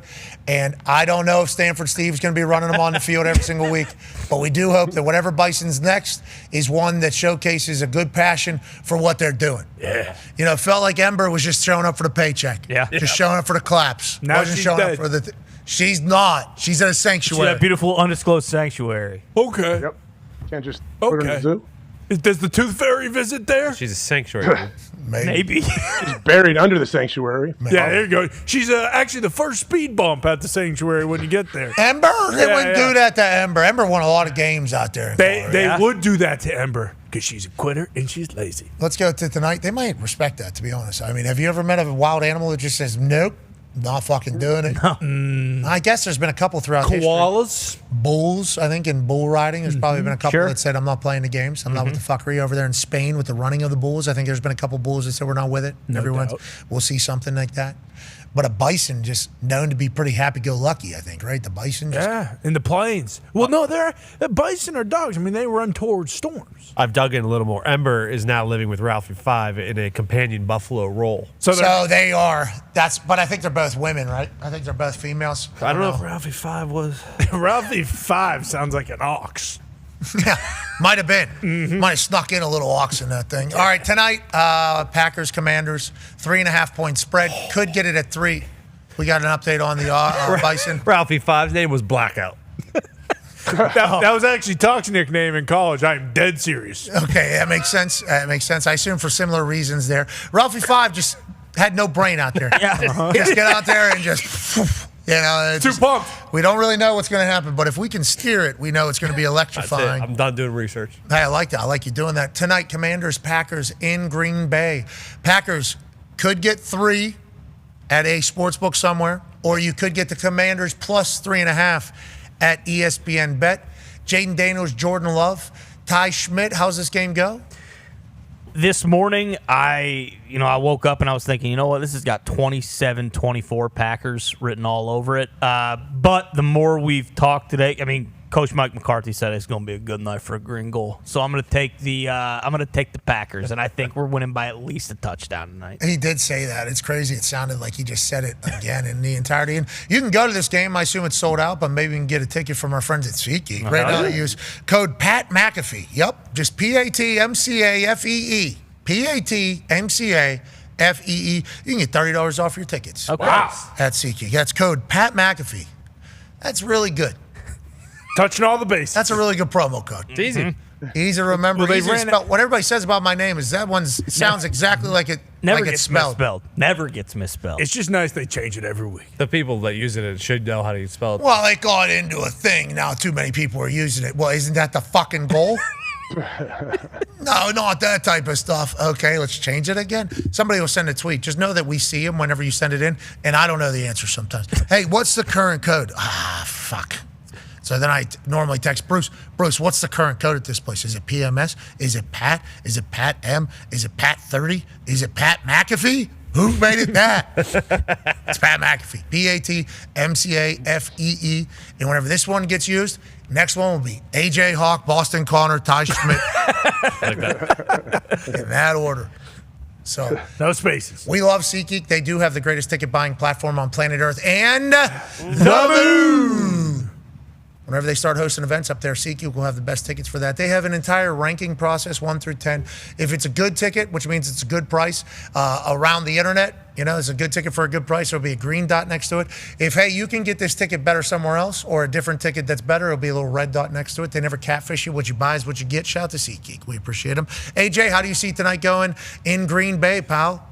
Man, I think, Micah Parsons gets more time out there. He just absolutely wreaks havoc. The rest of that defense has been flying around. Give me the Packers at -3. Give me the Packers in the over as well. I think they win 30-21. Okay. So that'd be very close with the over, 51 points. That'd be very close. And with 30-21 is a high-scoring affair. Oh, yeah. It is. Very. That's a lot of points. Mm-hmm. 25-24 is an over there. That's a lot of points. That's a lot of success. Will the Green Bay Packers be able to be successful with 2 brand new guys on the offensive line like Schefter was alluding to? Is Jordan Love going to be running for his life? Is Josh Jacobs going to get stunted before he even gets going? Is there going to be a little bit of, oh no. All of a sudden I see a little disagreement happening, right, with Micah and the rest of the... Uh-oh. Nah, we're way too early for that. Lucas Van Ness and Micah. Wait a minute. Is that what I'm seeing right there? If the offense fails, if the offense is not good, for whatever reason, maybe because there's 2 offensive linemen that we don't know. Terry McLaurin's back. Oh, my God. Deebo Samuel. Last week was his preseason. He can run the ball. He can go all over the place. Bill, I'm just a Bill. Is that what's happening tonight? What? Is it? Nah, I think Packers do it. -3. Yeah. Okay. Really? Oh, Connor doesn't like it. Well, I'm just sitting numbers game-wise. If you like the Packers -3 and they win by 3, it's a push. But if you take the 3.5, it's a win. Do you think it's going to be a big night for a green goal? That's what it comes down to. Good question. I do. Or is it the maroon and gold? Sing that song again, AJ. Oh, yeah, we play that from Frank Yankovic and the Yanks. Frankie, why? Rolled the barrel.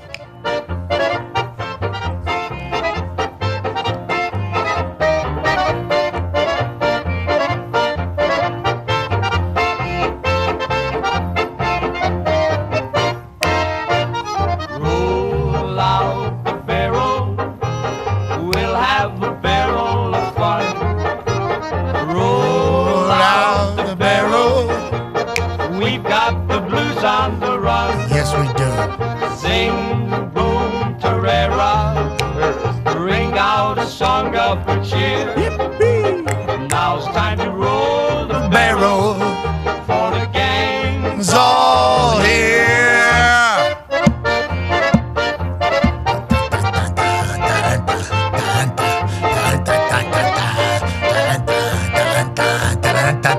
All right, stop. I'll take the Commanders plus 3.5. Oh. Yeah, I just listened to that too many times, and I didn't think it had the juice. I think Commanders plus 3.5. I think Packers win. How about that? Another one. It's a close one. Another one of those. That's a. I think the NFL continues its prime time. Spectacular. That's a mean parlay. I hit it last week. I'm not promoting it. Okay. But I think it. I think it. If you think the Packers win, the Commanders cover, it's plus 515. And if you think that too, you might as well throw Joshy Jacobs in there for a touchdown. Really? 10 straight games with a tud. Josh Jacobs, he's on. Yeah, he's on. Oh, hold on. Now the boys here are pretty hot with their parlays, and now you haven't been giving them out publicly, which has certainly been a topic of conversation with you guys fucking over other members of the office. Without, Whoa! Without, We gave it out on Monday. We gave them all out on Monday. Nobody took it. Yeah, Nobody we gotta take listened. that slander. Sunday, fine, but Monday we told everybody, and they wouldn't listen, and now they're coming crawling back, asking for who's gonna score. Who do you guys got? Who's going to score? I don't know yet. Josh Jacobs, 10 straight. Sounds like you like him. I mean, definitely if you want to put like a touchdown with from like the winning team, if you want to do Let's do a touchdown parlay like you guys do. He's minus 215, so yeah. Okay, Tone said, "What a super genius you are, Josh Jacobs." Well, I mean, that's what I was saying. Like if you're gonna do it with a spread, just to make it a little better, you just throw in the favorite of the touchdown. But I mean, what you guys hit? You guys hit a plus 800, a plus a couple big ones. Yeah, right? I'm running it back with the quarterback touchdown parlay. It was Monday. It was Caleb and JJ. I'm running it back Jordan Love and Jaden Daniels. Okay, what's that? I think that's 50 for 1,000, I believe. So plus What? 2,000, plus 2,200. That feels like a good. Are they letting Jordan Love run? I didn't see week one. Not much. They got to unlock that. Let that thing I think go. his over-under is like 6 yards or something. All right, so I'm on the Commanders plus 3.5. You're on the Packers minus 3. I don't know. I think we got a great game. Yeah, Hopefully give us no shit, which is exactly where we want to be. On this glorious day, let's remember to be a friend, tell a friend something nice that might change their life. We're in this thing together. Team on me. We'll see you tomorrow. Overreacting all over the place. Hell yeah. Kicking off the greatest weekend of all time. Why? Because it's the next one. Mitt loves the over. Mm-hmm. Just a reminder. Yes, he does. I used to. Because of Mitt? Yep. Be a friend, tell a friend something nice that might change your life. Jesus Christ. Team on me, team on 3. 1, 2, 3, team. Goodbye.